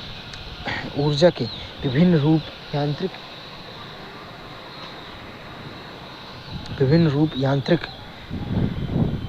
यांत्रिक, गतिक या स्थितिक ऊर्जा, रासायनिक ऊर्जा, विद्युत ऊर्जा और प्रकाश ऊर्जा आदि। गतिज ऊर्जा, काइनेटिक एनर्जी। गतिज ऊर्जा गतिशील वस्तुओं से संबंधित होती है। उदाहरण के लिए गतिशील गोली, बहता जल, दौड़ता हुआ एथलीट आदि। किसी वस्तु की गतिज ऊर्जा उसकी गति के साथ बढ़ती है। किसी पिंड की गतिज ऊर्जा उसके वर्तमान वेग को प्राप्त करने के लिए उस पर किए गए कार्य के बराबर होती है। गतिज ऊर्जा को समीकरण E के बराबर 12 mv² द्वारा दर्शाया जा सकता है। यहाँ E के गतिज ऊर्जा, m द्रव्यमान और v वेग है। स्थितिज ऊर्जा, पोटेंशियल एनर्जी, किसी वस्तु के वेग में परिवर्तन किए बिना उस पर किए गए कार्य के कारण उससे संग्रहित ऊर्जा की स्थितिज ऊर्जा कहा जाता है। उदाहरण के लिए रबर बैंड को खींचने से उसकी स्थितिज ऊर्जा संग्रहित होती है। खिलौने वाली कार की चाबी घुमाने से खिलौने के अंदर स्प्रिंग में स्थितिज ऊर्जा संग्रहित होती है। किसी वस्तु में स्थितिज ऊर्जा उसकी स्थिति या विन्यास के कारण होती है। ऊंचाई पर स्थित वस्तु की स्थितिज ऊर्जा, स्थितिज ऊर्जा। ऊंचाई पर स्थित किसी वस्तु की गुरुत्वीय स्थितिज ऊर्जा गुरुत्वाकर्षण बल के विरुद्ध उसे जमीन से उस ऊंचाई तक उठाने के लिए किए गए कार्य की मात्रा से परिभाषित होती है। गुरुत्वीय स्थितिज ऊर्जा का निर्धारण करें तो द्रव्यमान m की एक वस्तु पर विचार करें तो इसे जमीन से h ऊंचाई तक उठाया जाता है। वस्तु को उठाने के लिए आवश्यक न्यूनतम बल उसका भार mg है, जहाँ g गुरुत्वीय त्वरण है। गुरुत्वाकर्षण के विरुद्ध वस्तु पर किया गया कार्य W बराबर mg गुणे h बराबर mgh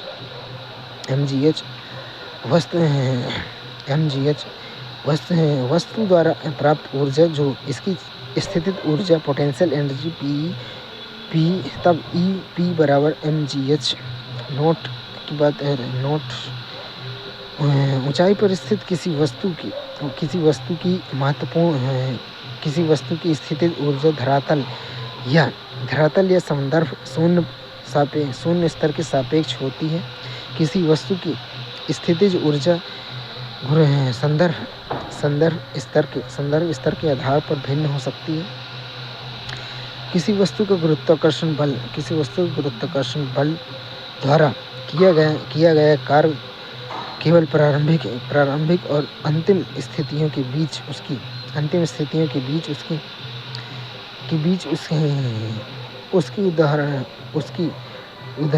ऊर्ध्वाधर ऊंचाई के अंतर पर निर्भर करता है, चाहे कोई भी पथ क्यों ना अपनाया गया। उदाहरण के लिए यदि किसी वस्तु को दो अलग अलग रास्तों की स्थिति A से B तक उठाया जाता है, लेकिन ऊंचाई AB बराबर h है, तो दोनों स्थितियों में किया गया कार्य mgh होता है। ऊर्जा संरक्षण का नियम ऊर्जा एक रूप से दूसरे रूप में स्थानांतरित हो सकती है। फिर चाहे ऊर्जा कैसे भी स्थानांतरित हो, किसी प्रणाली की कुल ऊर्जा स्थिर रहती है। यही ऊर्जा संरक्षण का नियम है। इस नियम के अनुसार ऊर्जा को ना तो सृजित किया जा सकता है, ना ही नष्ट किया जा सकता है, बल्कि इसे केवल एक रूप से दूसरे रूप में स्थानांतरित किया जा सकता है। किसी वस्तु किसी भी रूपांतरण से पूर्व और पश्चात कुल ऊर्जा समान रहती है।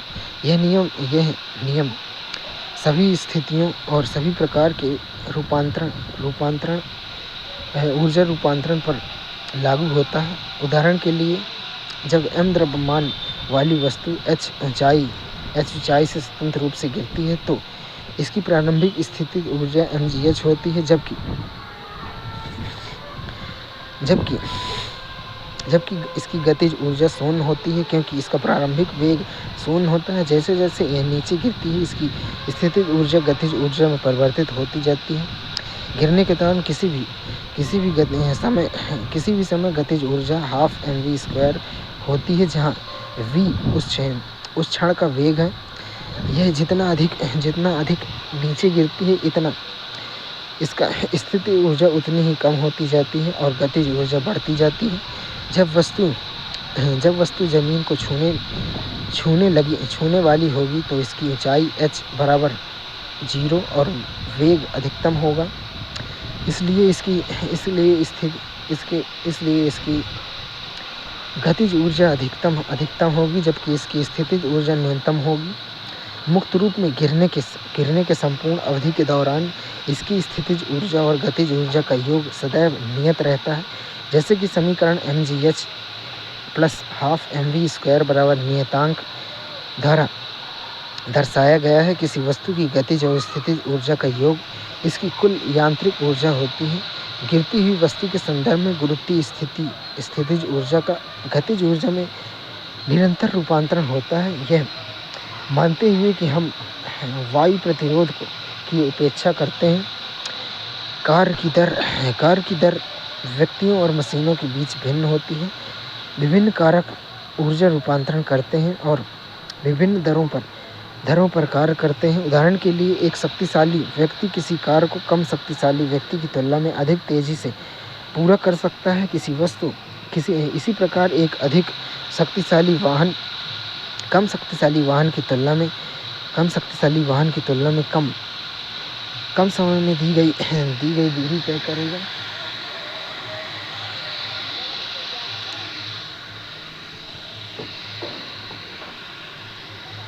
मोटर बाइक और कार जैसी मशीनों की दक्षता या क्षमता को अक्सर उसकी शक्ति के संदर्भ में वर्णित किया जाता है।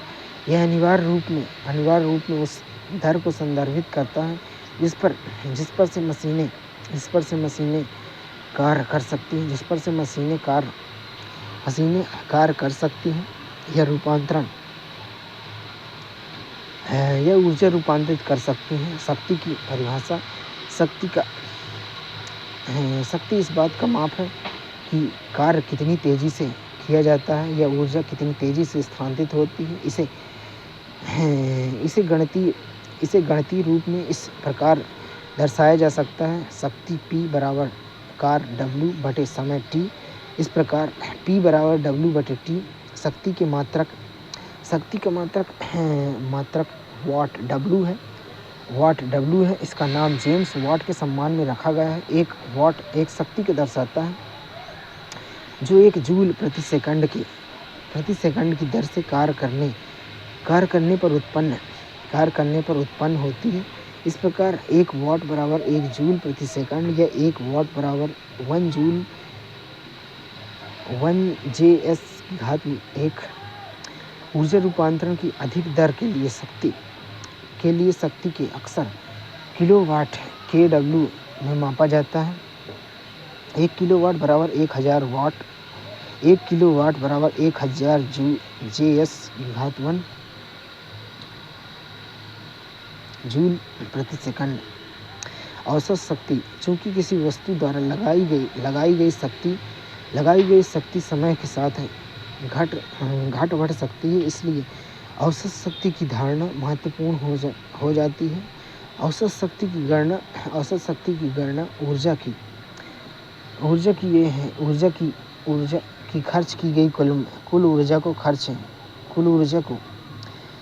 किए गए कुल समय में से विभाजित करके की जाती है। यह एक विशेष समय सीमा के दौरान वस्तु की कार्य दर का एक सुसंगत माप प्रदान करता है। बल और दबाव जब भी गेंद पर लात मारना, धक्का देना, फेंकना या झटका देना जैसी क्रियाएं की जाती हैं तो एक बल लगाया जाता है। क्रियाएं उठाना, खेलना, बंद करना, लात मारना, झटका देना, खींचना जैसी क्रियाओं का प्रभाव प्रत्येक क्रिया के परिणाम स्वरूप आमतौर पर वस्तु की गति में परिवर्तन होता है। क्रियाओं का समूहन अधिकांश क्रियाओं को या तो खिंचाव या धक्का या कभी-कभी दोनों के रूप में वर्गीकृत किया जा सकता है। बल की परिभाषा वैज्ञानिक शब्दावली में बल को किसी वस्तु पर लगाया गया धक्का या खिंचाव के रूप में वर्णित किया जाता है जो उसकी गति का कारण बनता है। अन्योन्य क्रियाओं से उत्पन्न बल उदाहरणात्मक परिदृश्य में एक स्थिर कार जिसके पीछे एक आदमी है और कार के पीछे होने मात्र से वह आगे नहीं बढ़ती है। कार को धक्का देने पर वह लगाए गए बल की दिशा में आगे बढ़ती है। अन्योन्य क्रिया के उदाहरण: दो लड़कियां एक दूसरे को धक्का दे रही हैं, दो लड़कियां एक दूसरे को खींच रही हैं, आदमी और कार एक दूसरे को खींच रहे हैं। कम से कम दो वस्तुओं के बीच परस्पर क्रिया से बल उत्पन्न होता है। जब एक वस्तु दूसरी वस्तु के साथ परस्पर क्रिया करती है तो उसके बीच एक बल उत्पन्न होता है। बलों का गहराई से अध्ययन करें तो रस्साकसी का उदाहरण दो विरोधी टीमें रस्सी पर बल लगाती हैं। कभी-कभी रस्सी स्थिर रहती है। अधिक बल लगाने वाली टीम आमतौर पर विजेता बनती है। बल को समझना: जब बल एक ही दिशा में लगाए जाते हैं तो उनका योग होता है। यदि बल विपरीत दिशाओं में कार्य करते हैं तो परिणामी बल उनका अंतर होता है। रस्साकसी जैसे खेल में विपरीत दिशाओं में एक समान बलों का अर्थ किसी प्रकार की गति नहीं होना है। बल की विशेषताएं: बल एक सदिश राशि है जब अंततः इसके परिणाम और दिशा दोनों होती है। किसी बल की दिशा उसकी परिणाम जितनी ही महत्वपूर्ण होती है। बल की दिशा या परिणाम बदलने के उनका प्रभाव बदल जाता है। बल गति की अवस्था को परिवर्तित कर सकता है। गेंद के साथ प्रयोग: जब आप एक रबर की गेंद जो विरामावस्था में है को समतल सतह पर धीरे से धकेलते हैं तो वह गतिमान हो जाती है। गतिमान गेंद को धक्का देने से बल की दिशा के आकार पर उसकी गति या तो बढ़ जाती है या घट जाती है। अपनी हथेली को क्षण भर के लिए गतिमान गेंद के सामने रखने से बल लगता है। संपर्क की प्रकृति के आधार पर गेंद की गति बदल सकती है। फुटबॉल के खेल के उदाहरण में पेनाल्टी किक के पहले गेंद शून्य गति के साथ विरामावस्था में रहती है। खिलाड़ी की किक गेंद पर बल लगाती है जिससे गेंद गोल की ओर गतिमान होती है। गोलकीपर द्वारा गोल किए जाने से रोकने हेतु गेंद पर बल लगाया जाता है जिससे गेंद रुक जाती है या इसकी दिशा परिवर्तित हो सकती है जिससे इसकी गति अंततः शून्य हो जाती है। अवलोकन करें तो किसी वस्तु पर लगाया गया बल उसकी गति को परिवर्तित कर सकता है। यदि बल की दिशा वस्तु की गति के अनुरूप हो तो उसकी गति बढ़ जाती है। विपरीत दिशा में वस्तुओं से बल लगाने से वस्तु की गति कम हो जाती है। टायर के साथ बच्चों का खेल: बच्चे रबर के टायर को गतिमान करने के लिए धक्का देते हैं। धक्के पर लगाए गए प्रत्येक बल के साथ उनकी गति बढ़ती जाती है। बल के कारण दिशा में परिवर्तन। चलती हुई गेंद को धक्का देने उसके रास्ते को रूलर रखने से उस कोण के आधार पर गेंद की दिशा बदल सकती है जिस पर गेंद रूलर से टकराती है। वॉलीबॉल खिलाड़ी गेंद को निर्देशित करने के लिए उस पर बल लगाते हैं जिससे गति और दिशा दोनों बदलती हैं। क्रिकेट में बल्लेबाज अपने बल्ले से गेंद पर बल लगाकर उसकी दिशा बदल देते हैं। बल लगाने के कारण गेंद की गति और दिशा दोनों बदल सकती है। गति की अवस्था किसी वस्तु के गति की अवस्था में उसकी चाल और दिशा दोनों शामिल होती है। विरामावस्था शून्य गति की अवस्था को दर्शाती है। विरामावस्था शून्य गति की अवस्था को दर्शाती है। चाल, दिशा या दोनों में परिवर्तन किसी वस्तु की गति की अवस्था में परिवर्तन के बराबर होता है। गति और विरामावस्था दोनों को गति की अवस्था माना जाता है। गति की अवस्था पर बल का प्रयोग बल किसी वस्तु की गति की अवस्था को अनिवार्य रूप से नहीं बदलता। उदाहरण के लिए भारी बक्सा जो बल लगाए जाने के बावजूद विस्थापित नहीं होता है। यह एक दीवार को धकेले जाने पर भी अपरिवर्तित रहता है। बल किसी वस्तु का आकार परिवर्तित कर सकता है। बल के द्वारा आकार में परिवर्तन के उदाहरण फुलाए हुए गुब्बारे को दबाने पर इसका आकार परिवर्तित हो जाता है। आटे की लोई को बेलने पर उसका आकार परिवर्तित हो जाता है। रबर की गेंद को मेज पर दबाने पर गेंद का आकार परिवर्तित हो जाता है आदि। अवलोकन से निष्कर्ष है कि उपयुक्त अवलोकन के आधार पर हम कह सकते हैं कि बल किसी स्थिर वस्तु की गति प्रारंभ कर सकता है, वस्तु की गति को परिवर्तित कर सकता है, गति की दिशा बदल सकता है, वस्तु के आकार को परिवर्तित कर सकता है।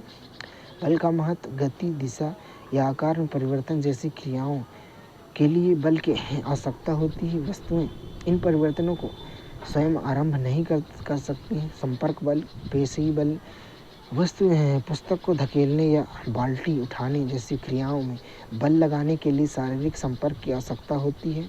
यह अन्योन्य क्रिया अक्सर हमारे शरीर की मांसपेशियों से उत्पन्न होती है, इसलिए इसे पेशी बल कहा जाता है। बैल, घोड़े, ऊंट जैसे जंतु भी कार्य करने के लिए मांसपेशियों के बल का इस्तेमाल करते हैं। चूँकि मांसपेशियों के बल के प्रयोग हेतु प्रत्यक्ष संपर्क की ज़रूरत होती है, इसलिए इसे संपर्क बल के रूप में वर्गीकृत किया जाता है। घर्षण बल अवलोकन करें तो लुढ़कती हुई गेंद अंततः रुक जाती है। जब पैडल नहीं मारा जाता तो साइकिल धीमी हो जाती है और अंततः रुक जाती है। इंजन बंद करने के पश्चात गाड़ी रुक जाती है। पतवार चलाना बंद कर देना पर नाव रुक जाती है। कोई प्रत्यक्ष बल कार्य न करने के बावजूद ये वस्तुएं घर्षण नामक संपर्क बल के कारण गति करना बंद कर देती हैं। घर्षण सतही संपर्क से उत्पन्न होता है और गति की दिशा के विपरीत कार्य करता है। संपर्क बल, चुंबकीय बल, छड़ चुंबक के साथ प्रयोग हैं। दो छड़ चुंबकों और रोलरों का प्रयोग करके यह देखा गया कि एक दूसरे को स्पर्श किए बिना एक चुंबक दूसरे की गति को प्रभावित करता है। निष्कर्ष रूप में चुंबक अपने ध्रुवों के आधार पर अपकर्षण या प्रतिकर्षण प्रदर्शित करते हैं। चुंबकों के बीच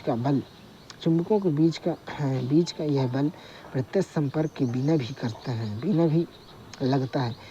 इस प्रकार यह चुंबक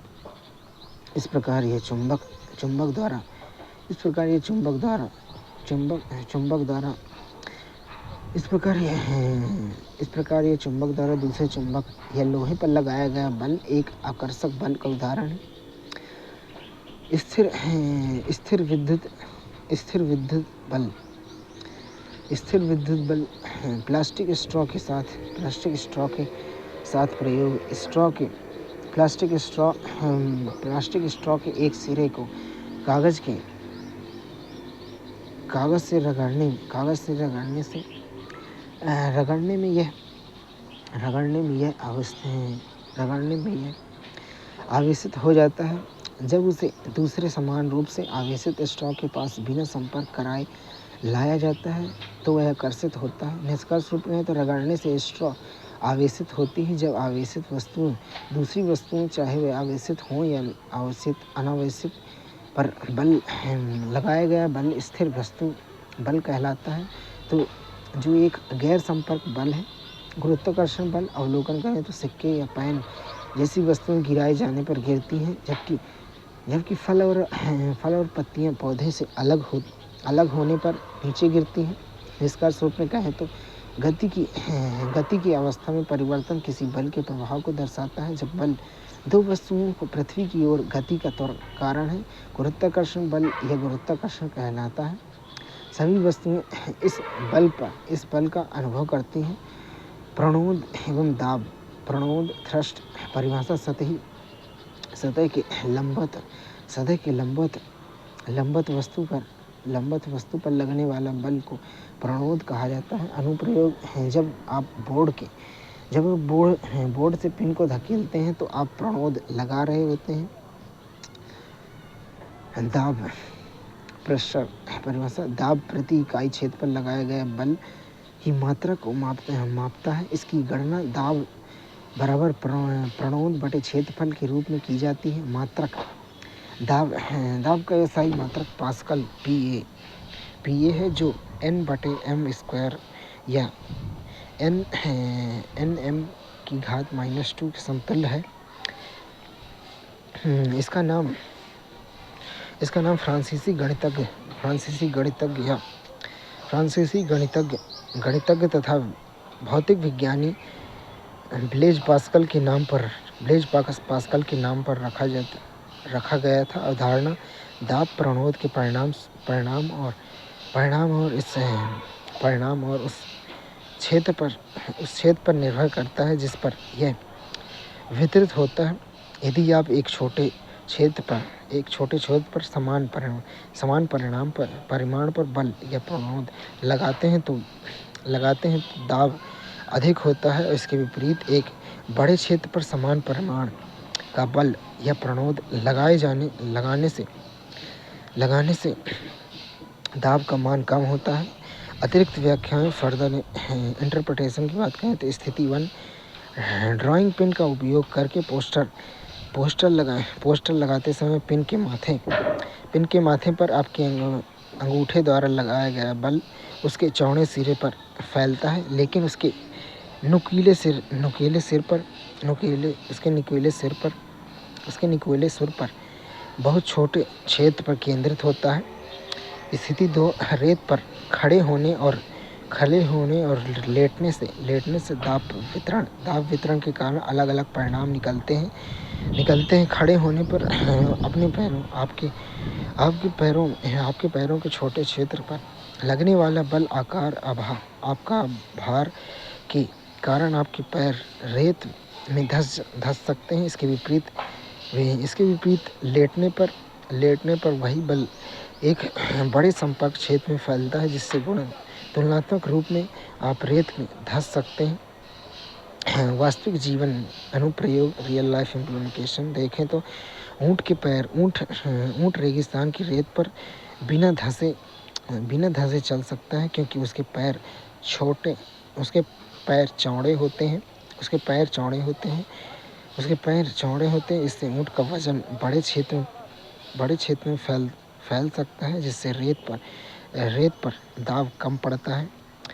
टैंक की सतह श्रृंखला।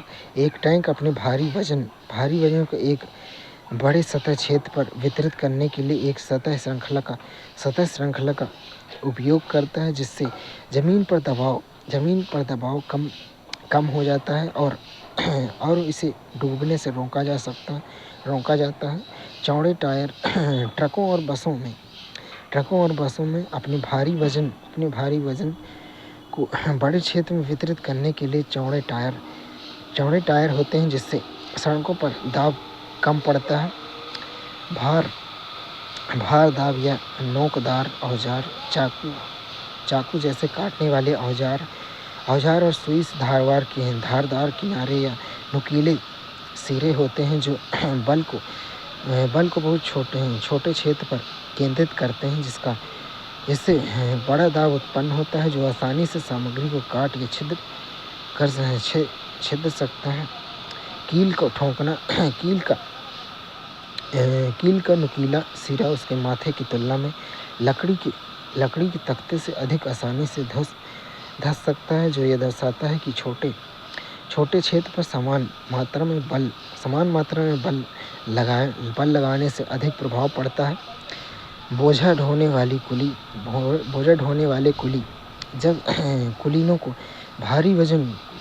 भारी वजन ढोना होता है तो वे अपने सिर पर कपड़े का एक गोल टुकड़ा रखते हैं। ऐसा करने से उसके सिर के साथ भार के संपर्क क्षेत्र को बढ़ा देता है, जिससे उसके सिर पर दाब कम होता है और उन्हें भार ढोने में आसानी होती है। तरल पदार्थों और गैसों द्वारा आरोपित दाब pressure exerted by liquids container को ढालने वाली रबर सीट से जुड़े प्रयोगों में यह देखा गया है कि जैसे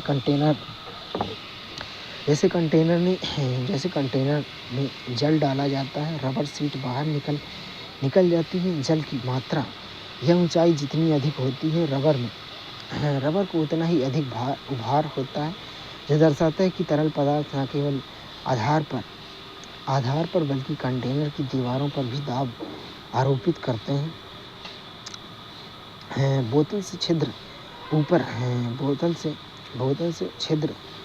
बोतल में छिद्र करने पर हम देखते हैं कि जब सभी छिद्रों से बाहर निकलता है और अगर छिद्र एक समान ऊंचाई पर है तो जल बोतल में एक ही दूरी पर गिरता है। यह प्रयोग दर्शाता है कि तरल पदार्थ अपने कंटेनर की दीवारों पर समान गहराई या ऊंचाई पर एक समान दाब आरोपित करते हैं। गैसों द्वारा आरोपित दाब प्रेशर एक्सर्टेड बाय गैसेस। गुब्बारा फूलते समय उपलब्ध स्थान में वायु भर जाती है। यदि गुब्बारे का मुंह बंद नहीं किया जाता तो छोड़े जाने पर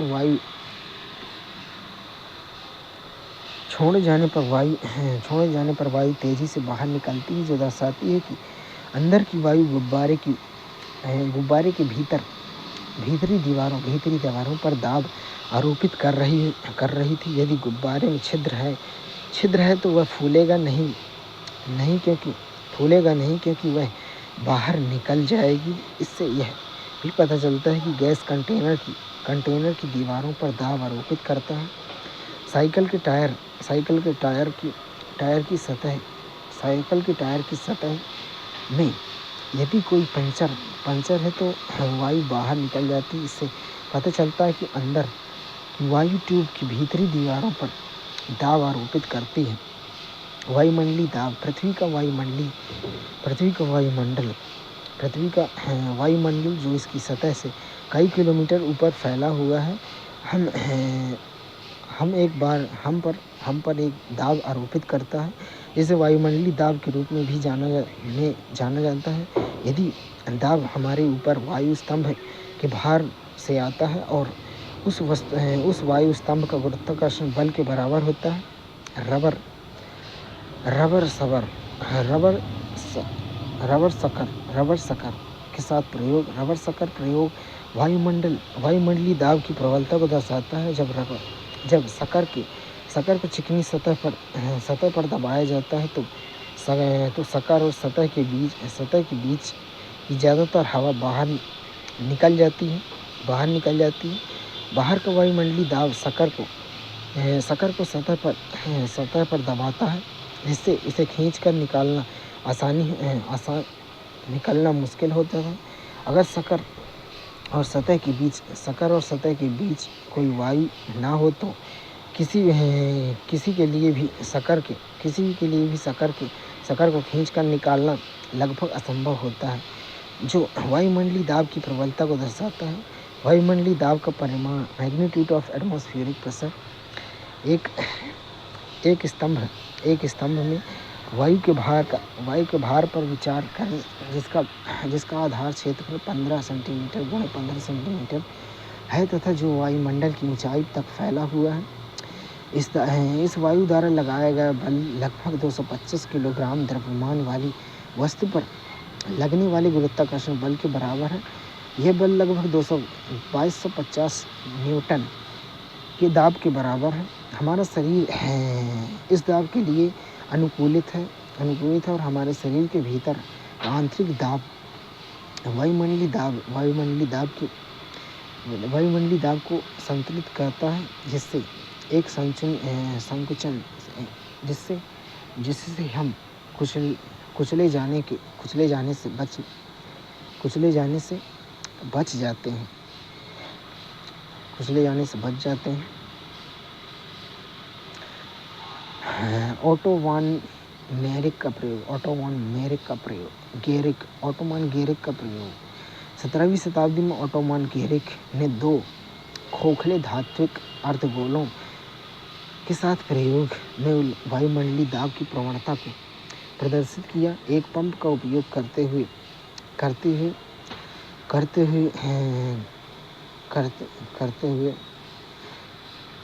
हुए जुड़े हुए अर्धगोलों के अंदर की वायु निकालने के बाद 16 घोड़ों 8 घोड़ों के विपरीत दिशाओं में एक ही अलग-अलग घोड़े भी उन्हें 8 घोड़े विपरीत दिशाओं में भी अलग नहीं कर सके। जब वायुमंडलीय दाब के कारण लगाए गए विस्तृत बल का एक शक्तिशाली उदाहरण है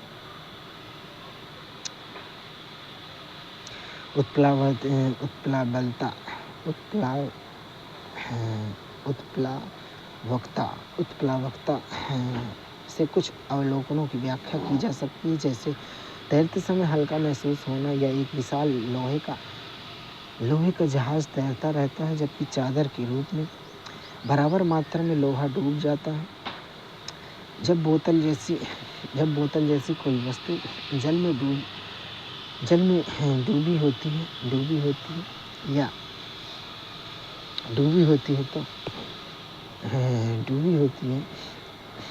होती है तो वह नीचे की ओर गुरुत्वाकर्षण बल का अनुभव करती है, जिसके साथ ही जल इसे ऊपर की ओर धकेलता है, अर्थात एक विरोधी बल लगता है। यदि बल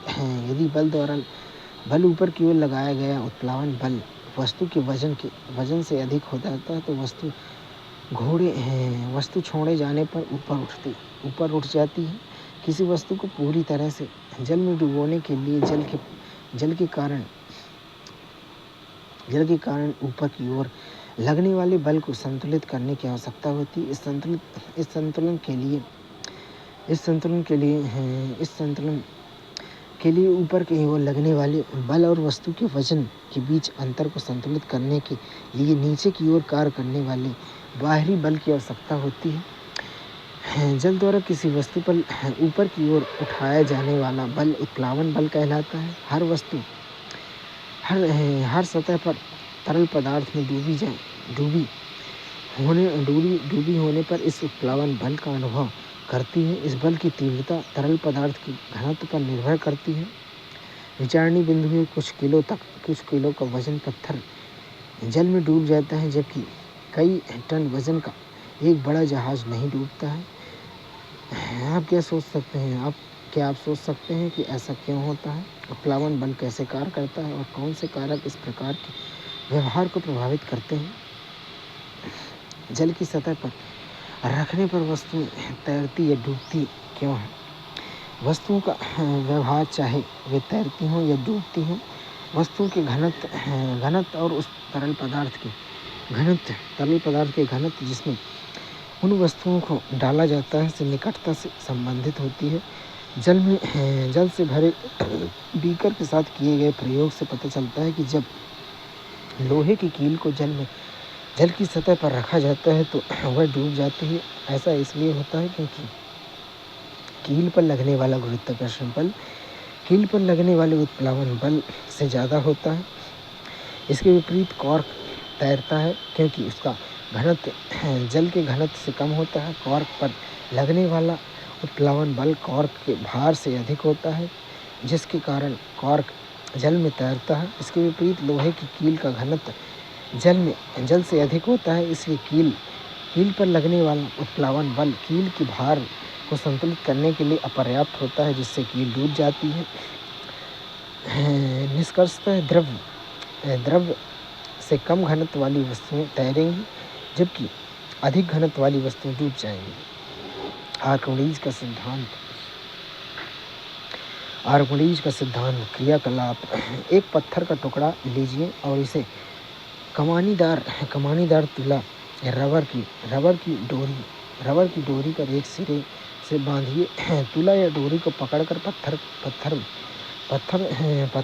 को लटकाइए।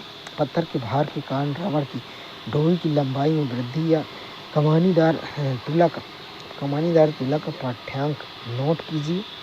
अब पत्थर को एक बर्तन में रखे पानी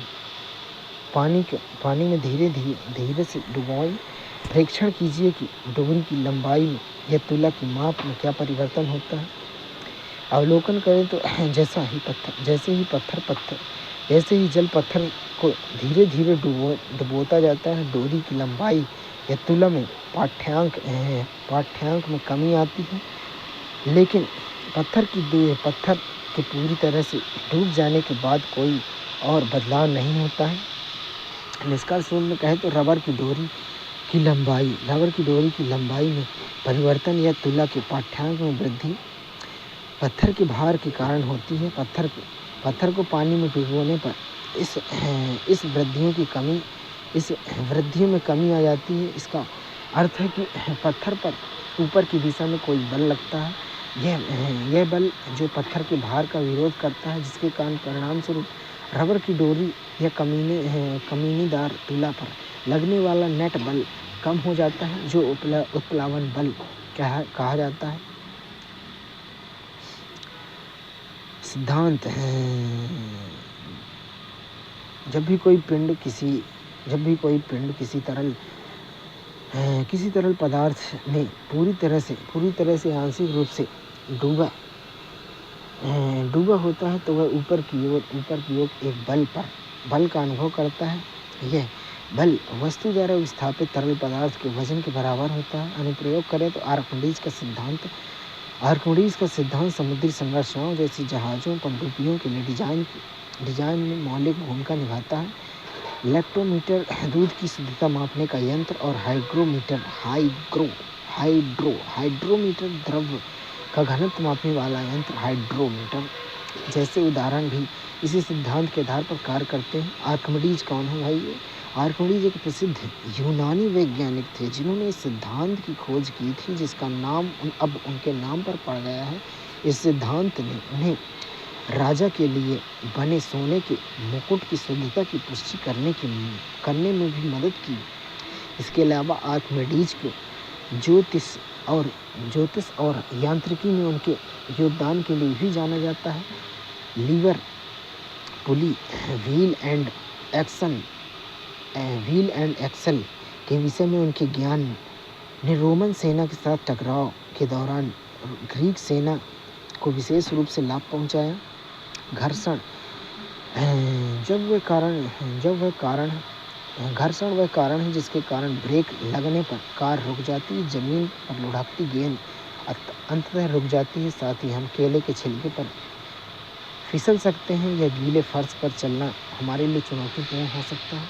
घर्षण बल जब किसी वस्तु जैसे कि किताब को सतह पर धकेला जाता है तो वह अनिश्चित काल तक नहीं चलती रहती है। कुछ दूरी तय करने के बाद ये रुक जाती है। वह बल जो इसकी गति का विरोध करता है, घर्षण बल घर्षण कहलाता है। उदाहरण के लिए यदि आप पुस्तक को बाईं ओर धकेलते हैं, घर्षण दाईं ओर यानी इसके विपरीत कार्य करता है। घर्षण हमेशा लगाए गए बल की दिशा उनका विरोध करता है। यह संपर्क में आने पर वाली सतहों, दो सतहों उपयुक्त उदाहरण में पुस्तक और टेबल के बीच कार्य करता है। घर्षण को प्रभावित करने वाले कारकों को समझने के लिए ईंट के साथ एक प्रयोग पर विचार करें। जब आप कमानीदार तुला का उपयोग करके ईंट को खींचते हैं तो ईंट के गतिमान होने से ठीक पहले यह पाठ्यांक ईंट और सतह के बीच घर्षण को इंगित करता है। ईंट को पॉलीथीन या जूट जैसी वस्तु विभिन्न सामग्रियों से लपेटने और फिर इसे खींचने से अलग अलग पाठ्यांक प्राप्त होता है, जिससे पता चलता है कि संपर्क में सतहों की प्रकृति घर्षण की मात्रा को प्रभावित करती है। कमानीदार तुला यह उपकरण किसी वस्तु पर लगने वाले बल को मापता है। इससे एक कमानी होती है जिससे लगाए गए बल के अनुपात में प्रसार होता है। कमानी के एक प्रकार की माप इसके पैमाने पर चलने वाले संकेतक द्वारा की जाती है। पैमाने के पाठ्यांक पर बल का परिमाण प्राप्त होता है। सतहों की प्रकृति और घर्षण यद्यपि कुछ सतहें चिकनी दिखाई दे सकती हैं, लेकिन उनमें अक्सर सूक्ष्म अनियमितताएं होती हैं, जो सतहों के संपर्क में आने पर इन अनियमितताओं के अंततः बंधन के कारण घर्षण उत्पन्न होता है। खुरदरी सतहें जिसमें अधिक अनियमितताएं होती हैं उच्च घर्षण उत्पन्न करता है। यदि सतह को एक बल एक दूसरे के विरुद्ध अधिक जोर से दबाया जाता है तो घर्षण भी दब जाता है क्योंकि अंतर्बंधन अधिक प्रभावित हो जाता है। स्थिति तथा सर्पी घर्षण किसी स्थिर वस्तु को गतिमान करने का प्रयास करते समय